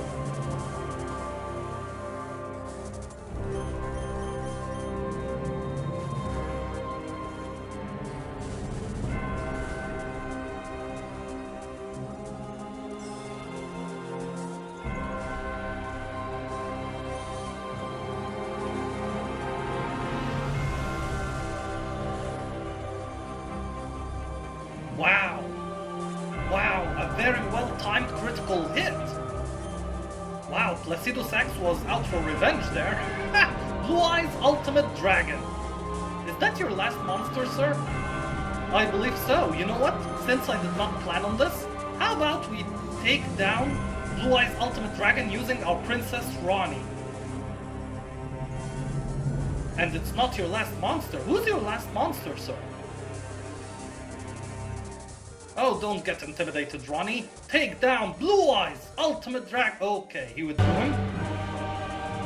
Red Eyes Metal Dragon, though. I don't think Princess Ronnie, yeah, will deal a lot of damage here. So, I will switch out to our captain again, General Radar.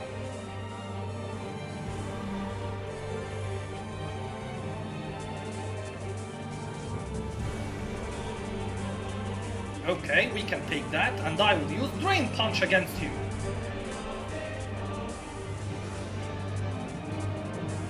Wow, General Rodon goes down to Red Eyes Metal Dragon. I did not see that coming. Okay, so Melania, can you deal with Red Eyes? Sacred Sword!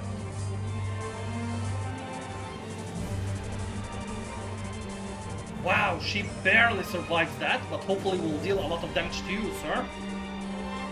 And we do. But you will take down Melania. That is the Dread Incarnate, I think. Red Eyes Metal Dragon doing the work here.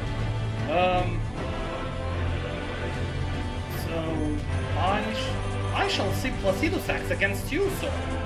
You have proven to be very, very powerful here, so I will take you down using Thunderbolt.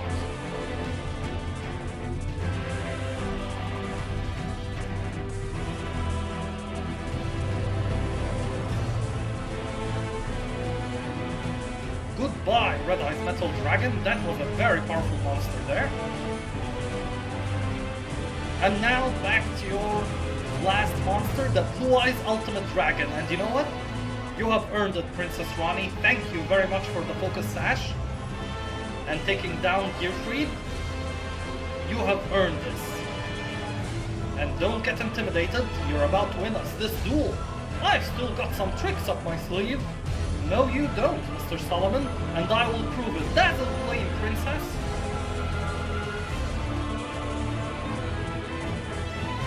And that is how you win a duel in Yu-Gi-Oh! POKeDUEL, guys. Thank you to the monsters from Elden Ring. Excellent dueling! Thank you very much, Mr. Solomon. I'm not retiring yet. I've still got a lot of duels left in me. Well, good for you, kind sir. Now, to get out of here, we just do the opposite of what we did, and there we are. So that was the 5th gym leader, and the number 6 is going to be the Paradox Brothers, and I have an idea to face those guys. So quick transition again, guys, and I'll be right back.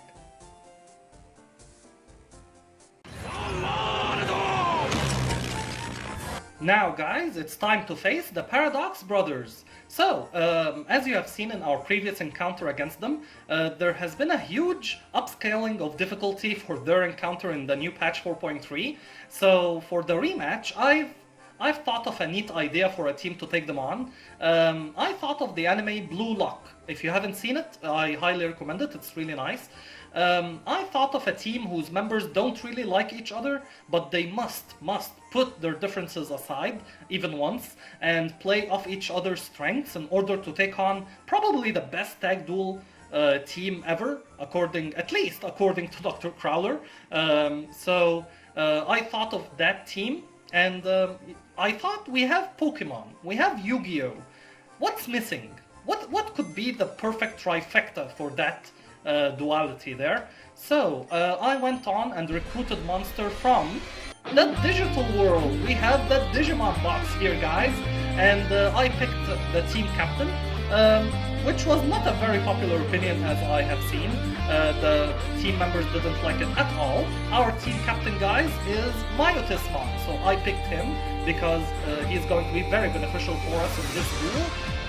But when I said his name to the other team members of the digital world, they were not enthusiastic about it.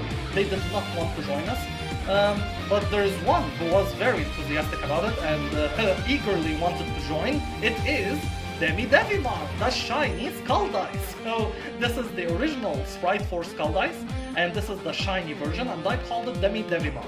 Now, Devimon is my second favorite starter ever, after Renamon, of course, and he's my main in Digimon World 2 on PS1, and I love the fact that Renamon actually has Devimon Evolution Tree in Digimon World 3, so it's really nice that the developers added that to the game. So, Devimon, you are definitely going to be added to the team, and that concludes the amount of people enthusiastic about joining the team. How can I make a Digimon team, guys, without my favorite starter ever, Renamon?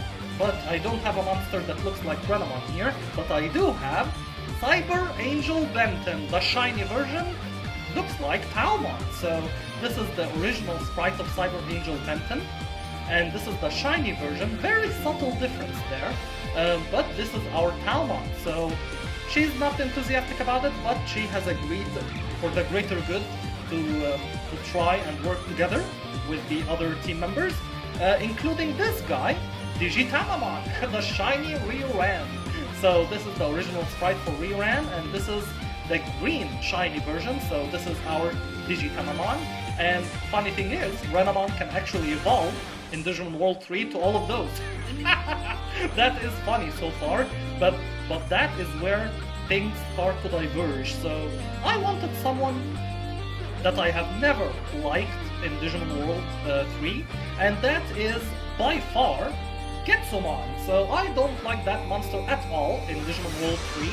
So I thought, you know what, I will try to put my own differences aside and work well with this monster. I don't like it by any means. And yeah, let's see how that will work as part of our team here. And next we have our first boss battle in Digimon World 3 PS1.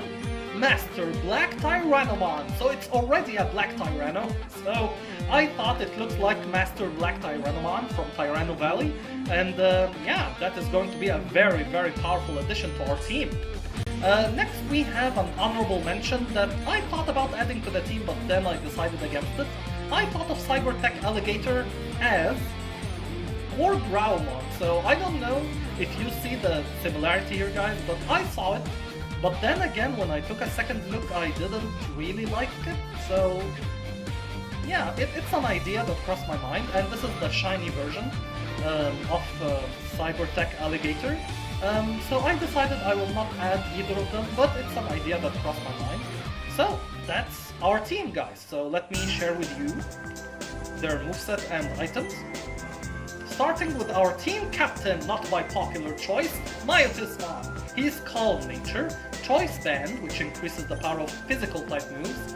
Poison Heal restores 1/8 of HP if poisoned. I used that before, but I will not use it in this very important tag duel. Leech Life, Ominous Wind, Sucker Punch, and Dark Lariat. So that's a very nice variation for our team captain, Myotismon. Next is Devimon. He is Sassy Nature. I gave it the Choice Scarf in order to be faster than everyone else.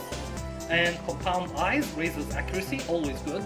I gave it Toxic, Dark Pulse, Toxic Spikes, and Fake Out.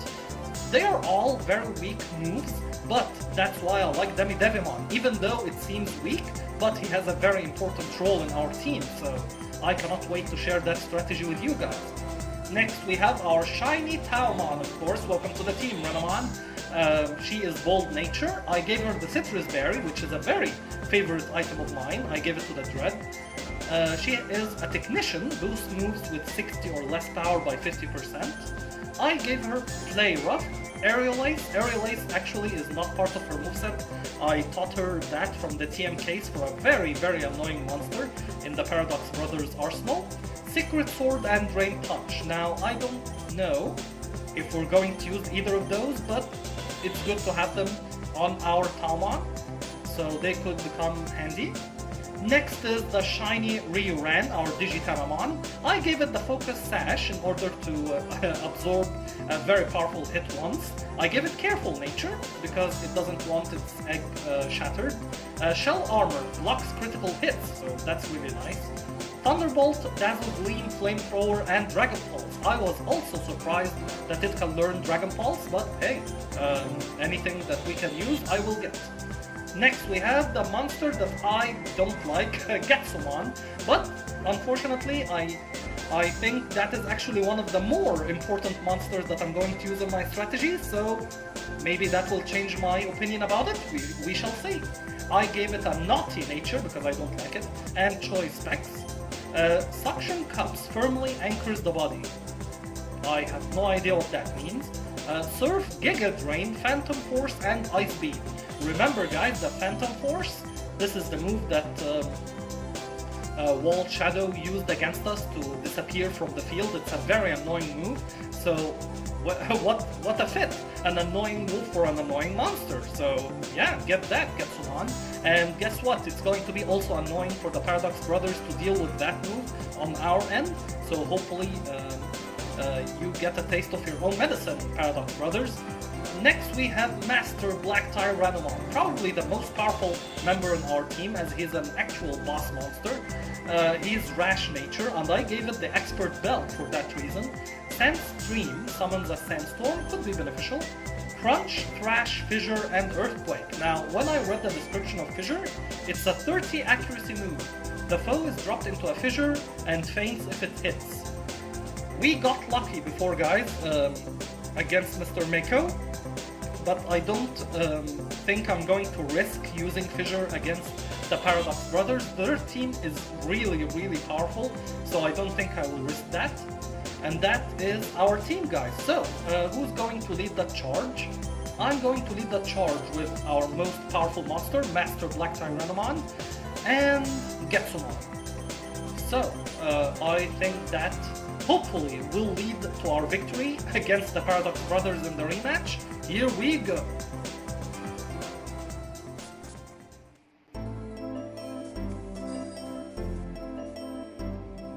Now, do you remember, guys, how to safely avoid meeting Wall Shadow here? All you have to do is to look for the bright colored tiles and not step on them, and that's how you reach the gym leaders, the Paradox Brothers. I guess you're back for round 2. Yes, I am, sir. This time you'll end up black and blue. After our monsters attack you, a new career is what you'll pursue. You know what, Para? You know what, Docs? I'm here to defeat the both of you! So, oh, okay. You start off with Wall Shadow right away, besides XYZ Dragon Cannon, because why not? And that's actually funny, because we do have Phantom Force on our Getsumon. Do we get to see a mirror move against each other? That would be funny.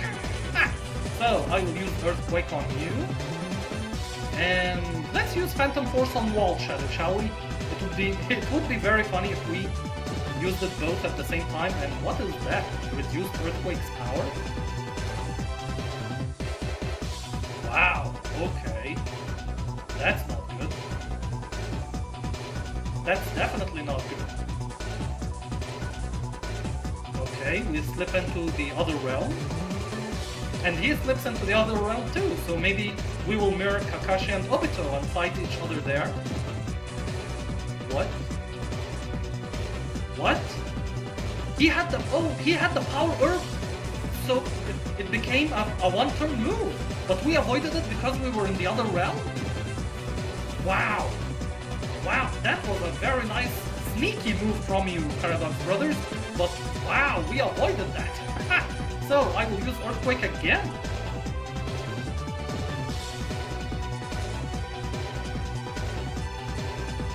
Okay, XYZ Dragon goes down. And hopefully Phantom Force will deal a lot of damage to you, Wall Shadow. Taste of your own medicine, sir. Okay, that was not a lot of damage. And now he slips into the other realm. So this is like the ability of Obito there.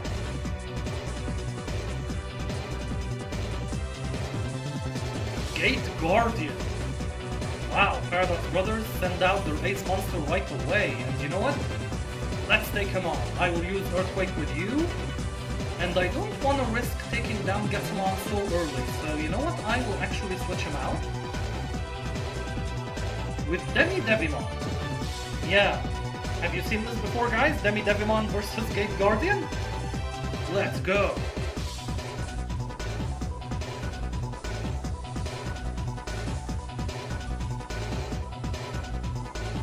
Okay, decent amount of damage. Now Phantom Force will hit our Demi-Devimon. Yes! But he can take it! Okay. Oh, but Master Black Tyranno will go down! That is really unfortunate. He lost some of his HP. Maybe he's equipped with the, what it's called, Life Orb. Yeah, maybe he's equipped with that. That's a very dangerous item. Okay, what's the best strategy here? You know what? I will send out Getsumon back out again. And I will use Giga Drain on you, Gate Guardian, but I gave the choice card for our Demi-Devimon because I need him to use Toxic Spikes here for the other members of the Paradox Brothers team. And Gate Guardian will go down, so that's really good.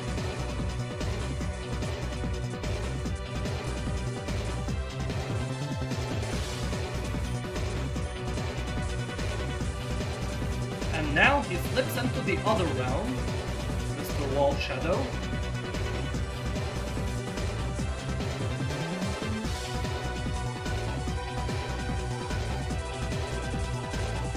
Launcher Spider. And he's poisoned by the Toxic Spikes, so that's great. And you know what? I will again save our Getsumon and bring out Myotismon.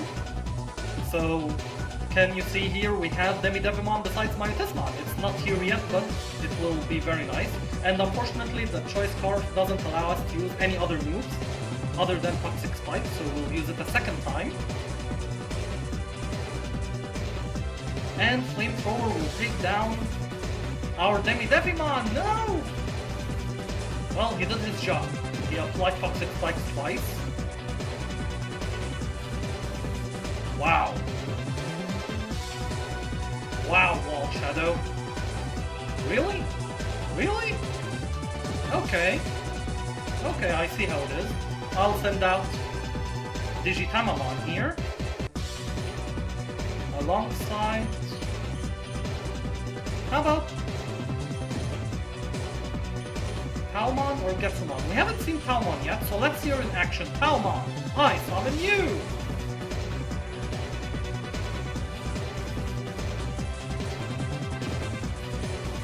Now, I will use Thunderbolt on you.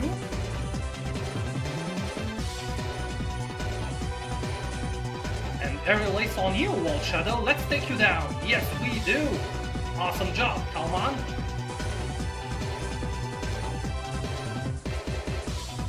Oh, he has Flash Cannon, which is going to be super effective against us. Ouch, that's a lot of damage, but the Citrus Berry kicks in. Okay, Launcher Spider.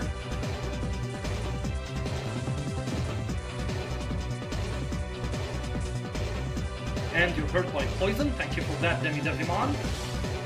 Berserkion. Okay, I will use Thunderbolt on Launcher Spider still, and I think we can use Drain Punch to gain HP back. So let's do that.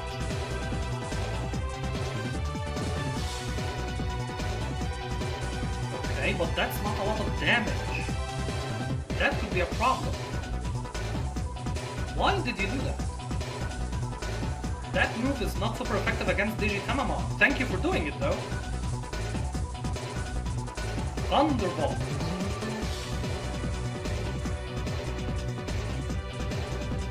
Wow, that was enough to take down our Talmon. I don't appreciate that, sir. And we're down to our last two monsters against 3. So, I will use Thunderbolt on you, and I have Giga Drain on you. I thought about using Ice Beam, but we are stuck with the move that Getsumon is gonna use, so I think Giga Drain is the better option here. And it was enough to take Berserkion down! We're back to full health! Wow, Getsumon is carrying the team right now. Even though I don't like that monster, but the poison of Demi-Devimon will take down Launcher Spider, and the Paradox Brothers suddenly are down to their last monster, which is Dungeon War. And you're badly poisoned by the Toxic Spikes. This duel isn't over yet. It's okay, don't be upset. Well, you're gonna be upset after I take you down, Para and Dox. Against you, I will use Flamethrower, is super effective, and we're locked into using Giga Drain, which is not a bad thing, so can we do it? Come on! Oh, Drill Run. Wow, that takes down Digitamamon, so it's 1v1 Getsumon versus Dungeon War? Wow, the monster that I dislike the most is the last surviving member here. And we have the poison advantage and the Giga Drain.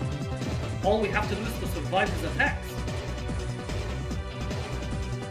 Okay, we can definitely take that. Are we going to take the W here? Come on. Wow, we can definitely survive this. Can Demi-Devimon take you down? No, you still need one more Giga Drain, so no critical hits, please. And one final Giga Drain to finish this duel! And that was really nice. I saw some nice strategies from Para and Dox here in this duel, but we came out victorious thanks to the help of our digital monsters, especially Getsumon. Wow, you carried your weight, sir. You carried your weight. How could this be? It's like it's 1,000 degrees! We are villains who like to rhyme. We do it, in fact, all the time. Yeah, yes, you do. That is something that you do all the time. That was a very nice duel here, guys. I hope you enjoyed it, and thank you again to our Digital Monsters team. I like this team a lot. Getsumon is growing on me. Okay, I'll give you that. Now, I'm talking, guys, because I'm trying to avoid to say the following words. We are going to the Cinnabar Islands next to face Mr. Darcy in a rematch.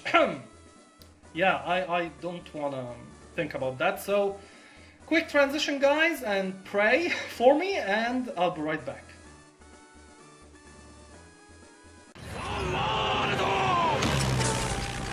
Welcome to Atlantis, guys, and as you can see, the weather is lovely here as we're preparing to face Mr. Darts in a very difficult rematch.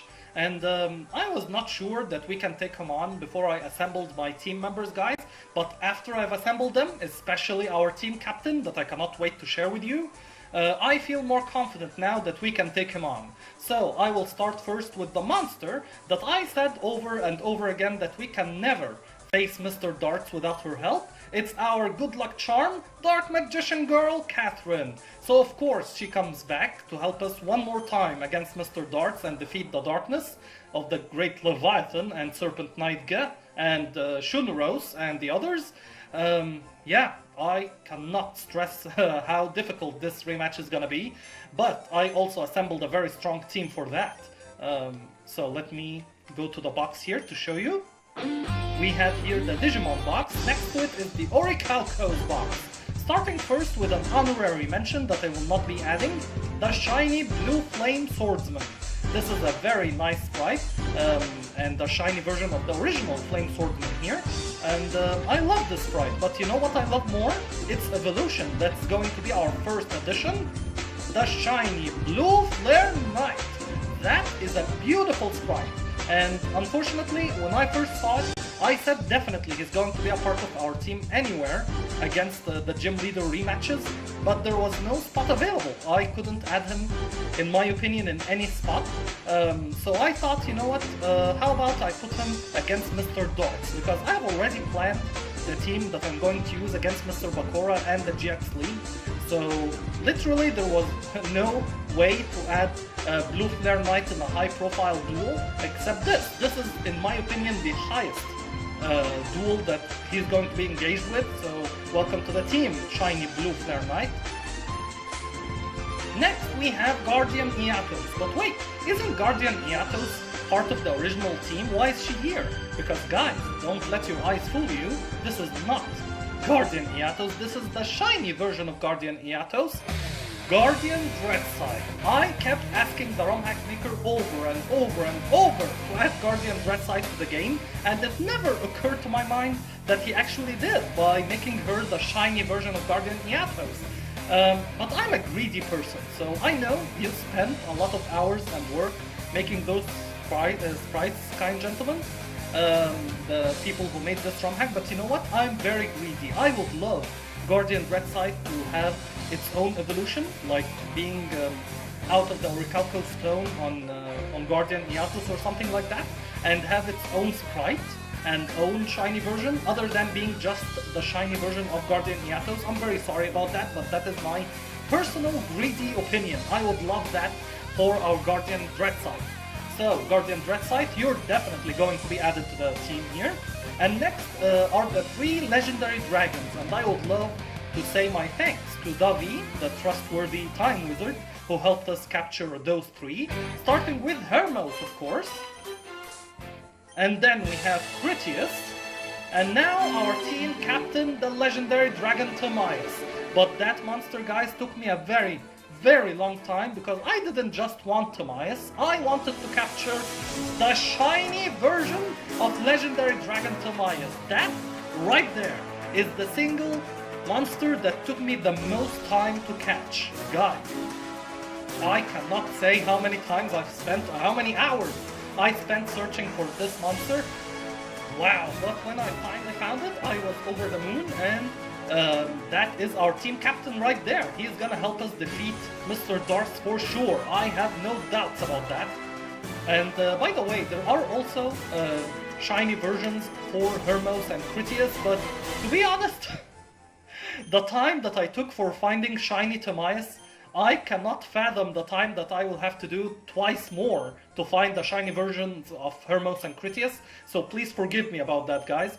So let me show you the moveset and items that I gave our team members here, starting with our Catherine, Dark Magician Girl. She is Jolly Nature, Choice Specs to increase the power of special attack moves, Trace, copy special ability, Dark Burning Attack, Psychic, Dazzle Gleam, and Night Flash.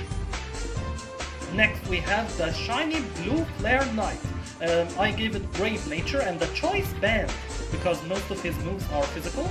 Blaze ups fire moves in a pinch, which is very beneficial. Double Edge, Night Daze, Flame Sword, and Flare Blitz. Now this is awesome because this is the move, if you remember, that Flare Neos used against us, so it was very nice to know that he can learn it too. It's a very powerful move, but it has recoil damage, so that's the downside for it. But I cannot wait to see it. Maybe the attack animation will be blue in color? Well, that's a bit of a stretch. I don't think the ROM hack maker added this feature because it was colored red. Will it be colored blue here? That is my my personal preference. Then we have Guardian Dreadscythe. She is impish nature, and I gave her the Assault Vest to make her immune to the powerful attacks of the Great Leviathan, and I do plan to weaken the Great Leviathan using our Guardian Dreadscythe. She has Pixelate. Normal moves become Fairy. She has Quick Attack, which is a normal move. Hyper Voice, which is a normal move normally, but not with Guardian Yatos. Spirit Break, which was very beneficial against our rival. And Celestial Sword Yatos, of course. So that's a very nice moveset. While I think Guardian Dreadscythe would need a different ability than Pixelate, but again, that's me nitpicking. Next we have Hermos, the first of the legendary dragons. He's rash nature. I gave him the Citrus Berry. Tough Claws boost moves that make contact by 30%. And he has very decent attributes there, 3 S's. Thunderbolt, Earthquake, Dragon Pulse, and Aura Sphere. So that's a very decent moveset. Next we have the legendary dragon Critias. I gave him serious nature because he belongs to Seto Kaiba, of course. Expert Bell to make everything hurt. And Strong Jaw boosts biting moves by 50%. I don't think I will be using this, but look again, 3 S's, so that is a very nice distribution of attributes. Thunderbolt, Dragon Pulse, Ring of Destruction, and Earthquake. Annihilate foe with a Ring of Destruction. User receives entire damage as recoil. Could be beneficial, but I don't think I'll be using it though. But with the Expert Belt, who knows, maybe we'll see it in action. And last, but definitely not least, the shiny version of Legendary Dragon Timaeus. I gave him Brave Nature and the Choice Scarf to make him very fast. Compound Eyes raises accuracy. He has 3 S's too, so maybe that's something across the board for all Legendary Dragons. Thunderbolt, Earthquake, Dragon Pulse, and Aura Sphere. Guys, this is a very, very nice team here, and I think I will lead with the new monster that we haven't seen yet, the shiny blue Flare Knight, up front to see him in action. And with that, let's see if we can take on Mr. Darts.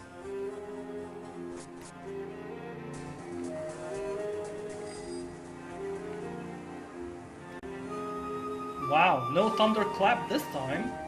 I wonder what that means. So, as you can see here, guys, we're entering the gym, which is filled by tablets who have the souls of duelists for over 10,000 years who thought that they can defeat Mr. Darts.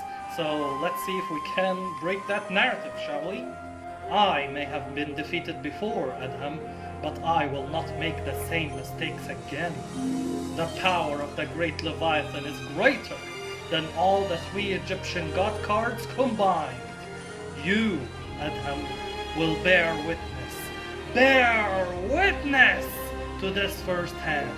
I activate the seal of Orichalcos. Here we go, Mr. Darts. Here we go.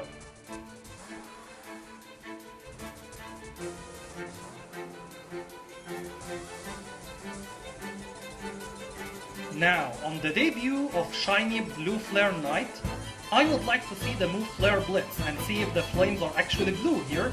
So Flare Blitz! Well, they're not blue, as expected of course, but still, I get greedy sometimes. Wow, that was enough to take you down in one! What a debut from Shiny Blue Flare Knight, and that is not a little amount of recoil by any means. So we need to be careful when using that move. Wow, he's going for the Ace Monster straight away. Are you scared or something, Mr. Darts? Well, I have the monster just for you. Remember the monster that you gave Raphael, kind sir? Well, she's on our side now. Guardian Dreadside versus the Great Leviathan. Man, I love this ROM hack. So, against you, sir, I will use Spirit Break.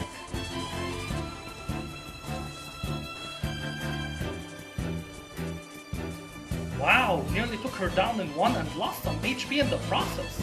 So, maybe he has the life orb just like Gate Guardian before?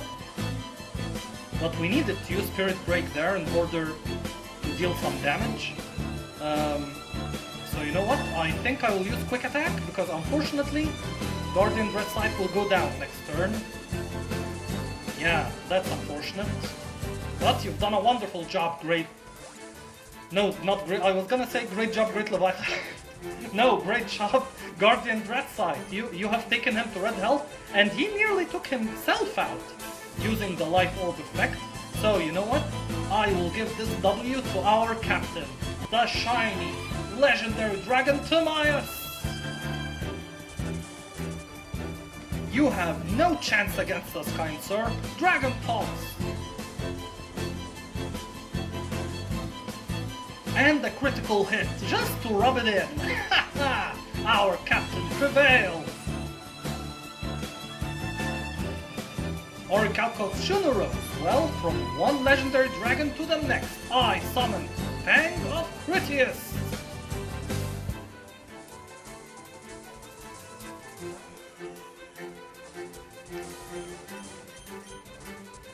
Okay, there is no need to lose some HP over Ring of Destruction, so I will use Earthquake first. And if we need to use Ring of Destruction, it will deal little damage to us in the process. What is that?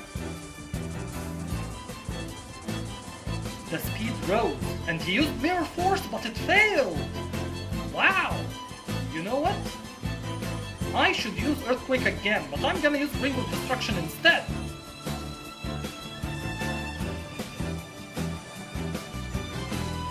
Goodbye, Orichalcos Shunoros. Ha! And we get hit by a little recoil, but that's totally fine by me. The Divine Serpent Geth. Well, well, well. I would like Catherine to take him on, but I know she's not powerful enough right now. We need to weaken it first. So, should I give it to Timaeus or Hermos? We haven't seen Hermos yet, so let's see Hermos against Divine Serpent go!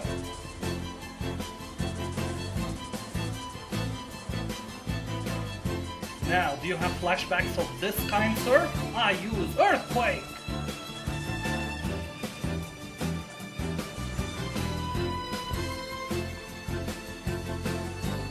Defense fell. Well, that's gonna help us. Divine Serpent Go, what are you doing? Are you helping us? I think he is. Black Sludge. Well, how is Black Sludge gonna help you against another Earthquake, sir? Ha! And Hermos avoids the attack. Claw of Hermos, take down! Divine Serpent Go! Ha ha! That is awesome. Yuzan Ryu. Well, we can give that to Dark Flare Knight again. Or, sorry, that is not Dark Flare Knight, the Blue Flare Knight.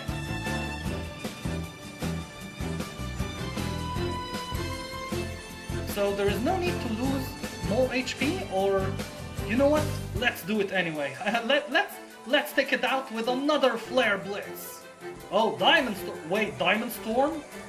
Are you related to Renamon? Yuzan Ryu has Diamond Storm? Are you kidding me? Defense sharply rose. Okay. I'll give that one to Hermos again. And I will use Thunderbolt.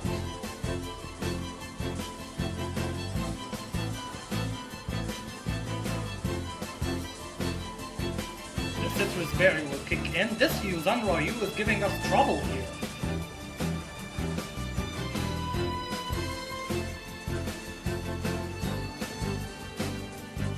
Wow, taken down to red health, but I think... yeah, he's going to take down Hermos! Well, that's really unfortunate. But you know what? I'm going to avenge you, Hermos. I summon Dark Magician Girl, Catherine! Well, we have Ice Body now, and against you, Dark Burning Attack!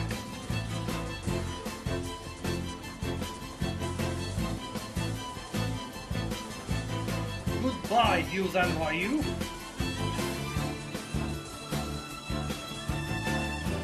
Neo Aquamador Haku comes back, so I will send our Critias. Or maybe I should have sent Tamias. Is that your last monster, or do you have another one? You will fall to the power of the seal of the Orichalcos! Well, sir, if that's your last monster, I have bad news for you. I've got Thunderbolt here!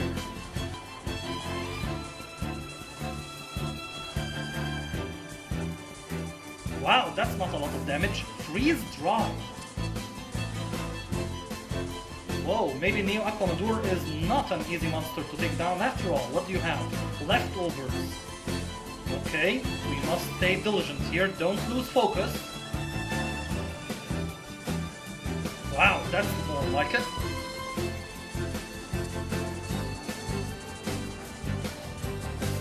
Wow, and that was enough to take down Critias! But don't worry, Critias, I will avenge you with our captain, the legendary dragon Eye of Tamias! And I will use... I can use Thunderbolt or Aura Sphere. I will use Thunderbolt to take you down and win us this duel! Wow, he survives one more turn. Okay, we can handle one more turn, right? Wow, that's a very unfortunate critical hit there. You know what? Let's do it one more time, or should I?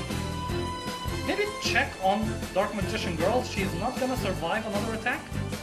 I really want to take him down with Catherine, so you know what? I will give Dark Magician Girl the chance to finish this duel.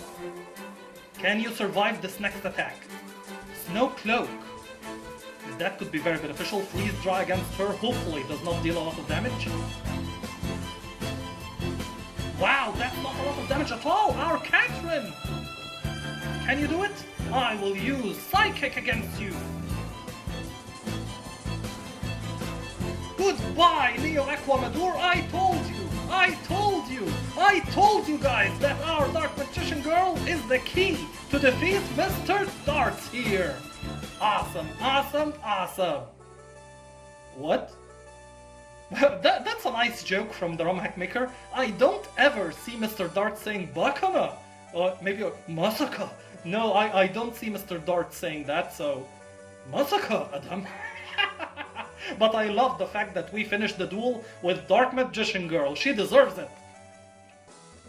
I once ruled as the leader of Atlantis. I will restore the glory of my former home. And I will never give up on my quest. Well, that's why I respect you, Mr. Darts, and I love this villain, even though those are all the souls that he entrapped, but I love this villain and his arc. But man, that went much better than expected, and I love the fact that our team, they all contributed to this victory, and the shiny version of Tamias is just the cherry on top. This makes me very happy that we did this rematch against Mr. Darts, and you know what? All that remains now is one more gym rematch against Mr. Bakura. So quick transition, guys, and I'll be right back.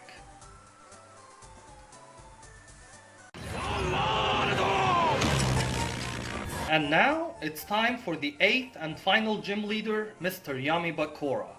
Now, when I was assembling this team, guys, I thought to myself, why is that? Why is Yami Bakura the leader of the 8th gym? And I understand it's because he is the bringer of darkness that wants to eliminate humanity, or at the very best enslave it to the monsters of the Shadow Realm.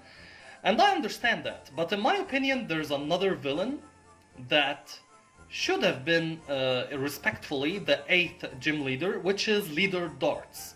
So, let me share with you an alternative timeline where Darts won his duel against the Pharaoh and Seto Kaiba and was successful in reviving the Great Leviathan. So, with a smile on his face, he collects the 3 Egyptian god cards, and with their power, he fuses with the Great Leviathan, just like the anime, and the fused Great Leviathan ascends into the sky, high above the clouds, as a huge thunderstorm envelops the globe's sky, and everyone is feeling afraid at the moment, including the Yami Bakura himself, who is still in search of the Millennium items. And then the Great Leviathan lets out a huge roar that is heard by every human on planet Earth. And everyone affected by this roar, the seal of Orichalcos appears on their foreheads and the judgment begins.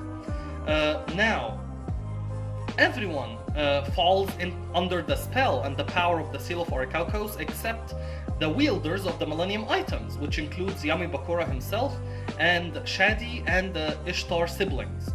So, as judgment happens, those deemed unworthy, their bodies turn monstrous, they become monsters, and their souls are sucked into the sky as bright orbs, and they are all moving together towards Atlantis as they are being absorbed by the fused Great Leviathan, who is now growing more and more in power. So, with each soul sucked, the resistance of our Millennium wielders wanes and becomes weaker and weaker. So Shadi, with the power of his Millennium item, collects all the Millennium wielders in one room. He groups them together in one room. And he proposes a crazy idea, that they should all surrender their Millennium items to Yami Bakura willingly. To their surprise, they are all saying, "What are you saying? What?" He says, "We don't have time to argue." He has the concept of the devil you know. Guys, the seal of Orichalcos is very ancient. Its power precedes the power of the Millennium items, so they don't have much time. Soon they will lose to the seal of Orichalcos' power, so they literally have no other choice than to give their Millennium items to Yami Bakura to try to save the planet from the judgment. So, they willingly give Yami Bakura, to his surprise, the Millennium items, and they fall to the power of the seal, and judgment begins on them, while he uses the power of the Millennium items with him to teleport to Atlantis to face Mr. Darts. Now, he still needs the power of the Millennium Puzzle and the Egyptian God cards, which are still in the possession of Mr. Darts. So he challenges Darts for a final duel for the fate of planet Earth. Who's going to be the new management of the planet? The Great Darkness or the Great Leviathan and the power of the Orichalcos? So Mr. Darts agrees to the duel and assembles this team to face Mr. Yami Bakura in the final duel for the fate of planet Earth. Starting with the 3 Egyptian gods, of course, we start with Slifer, the Sky Dragon.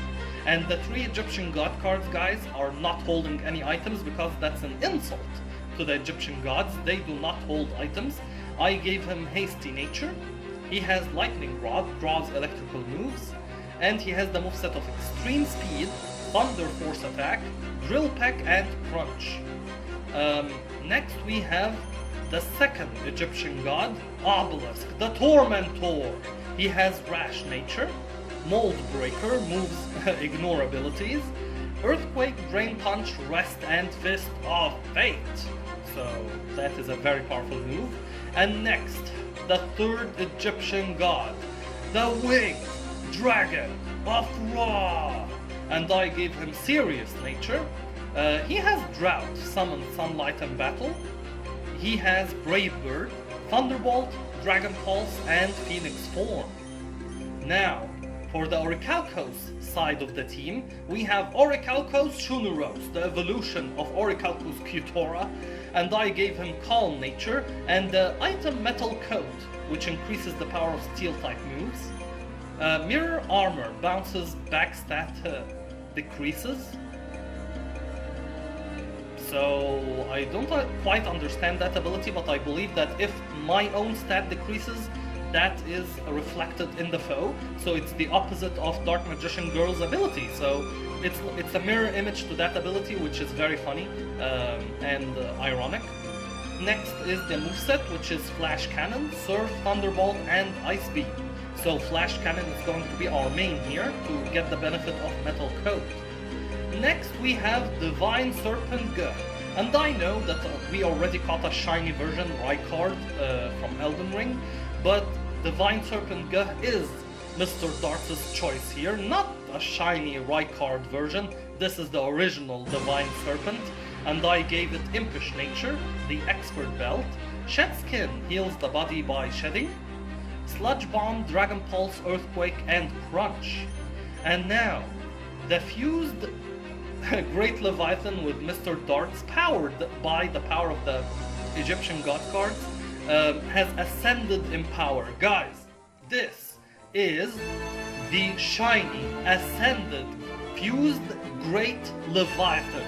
This is what Yami Bakura has to deal with and defeat in order to reclaim the planet for the humans. Well, that is a very powerful monster right here, and it took me a very long time to catch it. He is also Serious Nature, and I gave it Wide Lens to increase the accuracy of moves, and I will explain why in just a second. Primal Sea summons a heavy rainstorm, of course. He has the moveset of Ice Beam, Heavy Storm, Dragon Pulse, and this move right here, Origin Pulse. Now this move has 85 accuracy only, that's why I gave him the Wide Lens. The user attacks opposing Pokemon with countless beams of light that glow a deep blue. So I would like to say that this is the harnessed power after collecting many souls of those deemed unworthy by the power of the Orichalcos.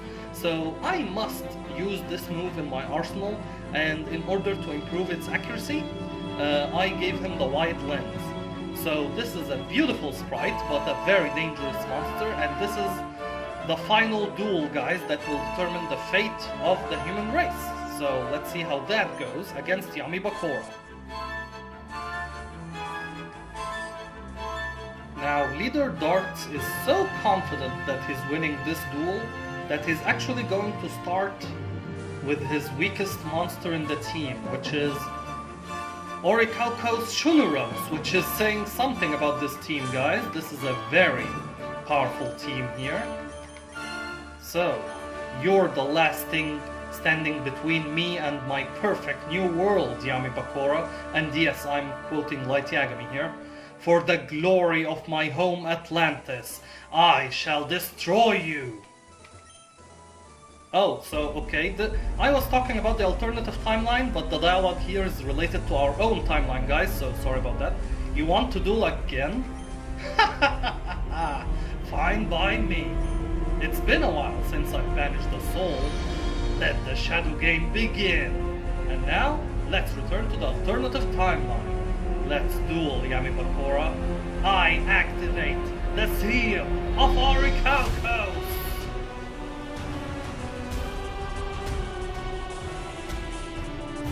You send out your masked beast. He is no match to our Orichalcos Shunuros, sir. Flash Cannon!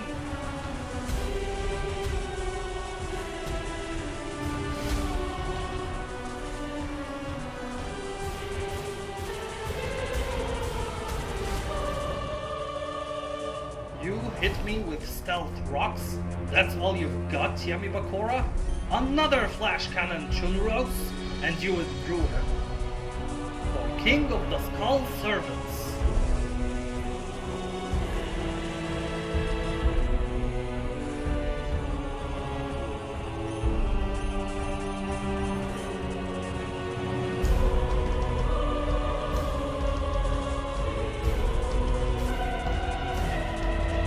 You took down our Orichalcos Shunuros and won? Well, you have earned the wrath of our shiny, ascendant, great Leviathan, I choose you! And that is a beautiful sprite, guys. I love it. But I will attack you with the power of the collected souls. Origin Pulse.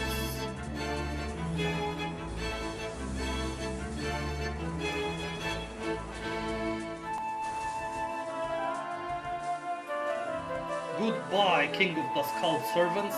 Nothing, and I mean nothing, can stand in my way and my new world.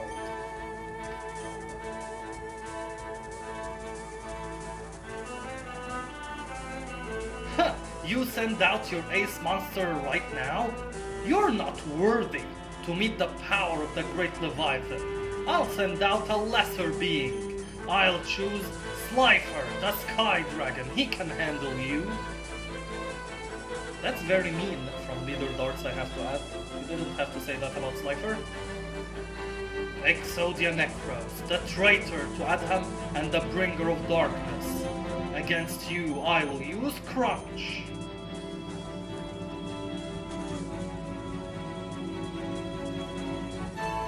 Good job, Slifer, decreasing his defense.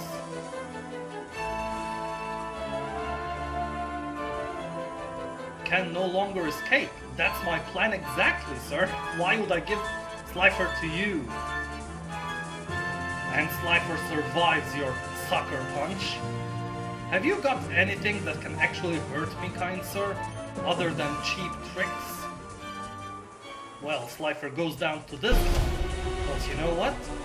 I will send out my other ace monster, Divine Serpent Gut. You want to know the true definition of power of darkness? There you go. I use Crunch on you.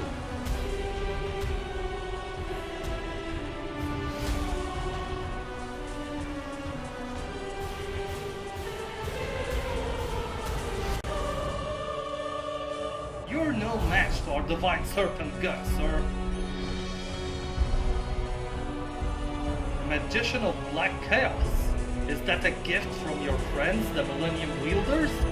Because it's not in Rakora's deck. I have no idea what it's doing there. So in my alternative timeline, it makes sense, kind of. So for him, I'll send out Obelisk, the Tormentor.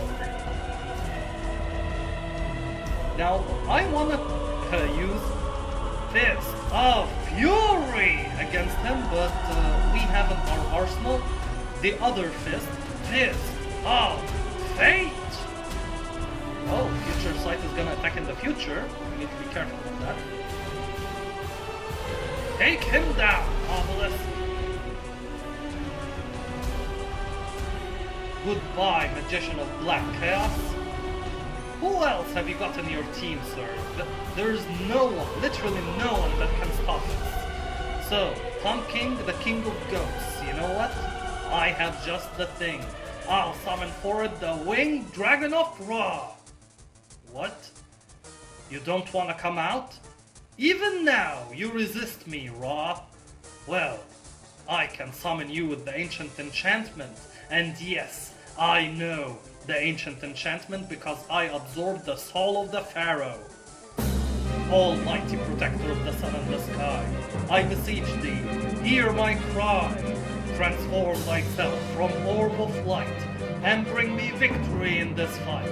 I beseech thee, grace our humble game, but first I shall call out thy name, Winged Dragon of Ra!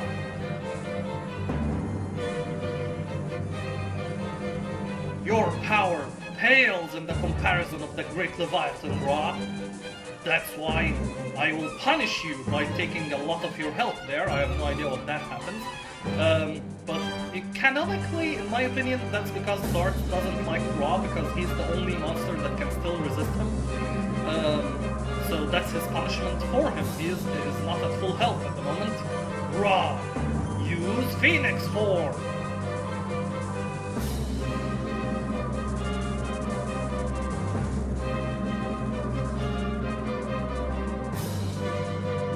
No match, Punk King, you're no match. Even though you're no match to the Great Leviathan, Ra, but you're still a powerful monster indeed.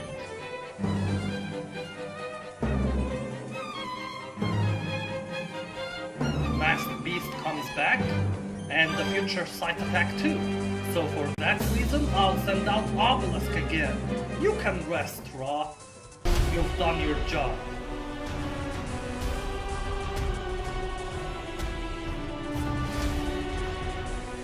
I break the mold, and then I'll break the floor with Earthquake.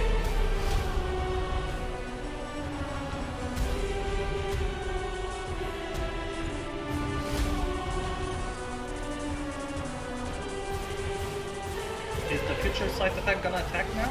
Yes, it is. Alright, so we did that perfectly. Wow, that dealt more damage than I would like. Dark Necrofear is your last monster. Your original ace monster? Sure, I'll keep Obelisk in. Now we're back into the original timeline dialogue. Enjoy spending eternity in the Shadow Realm. Alternative timeline darts replies with, are you talking to yourself, Yami Bakura? I don't know, but you are definitely unworthy in the new world. Obelisk, use Earthquake!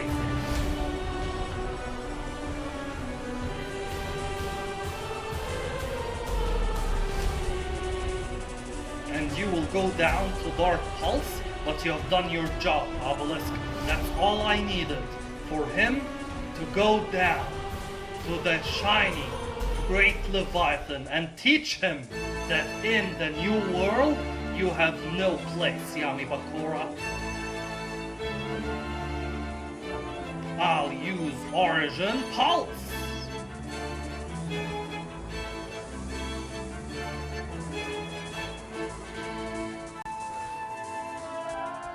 Goodbye, Dark Necrofear, and with that, Alternative Timeline Darts wins the duel and the world. And we all live under the rule of the Orichalcos and the Great Leviathan. Wow, what a great ending, guys. Happy ending, of course.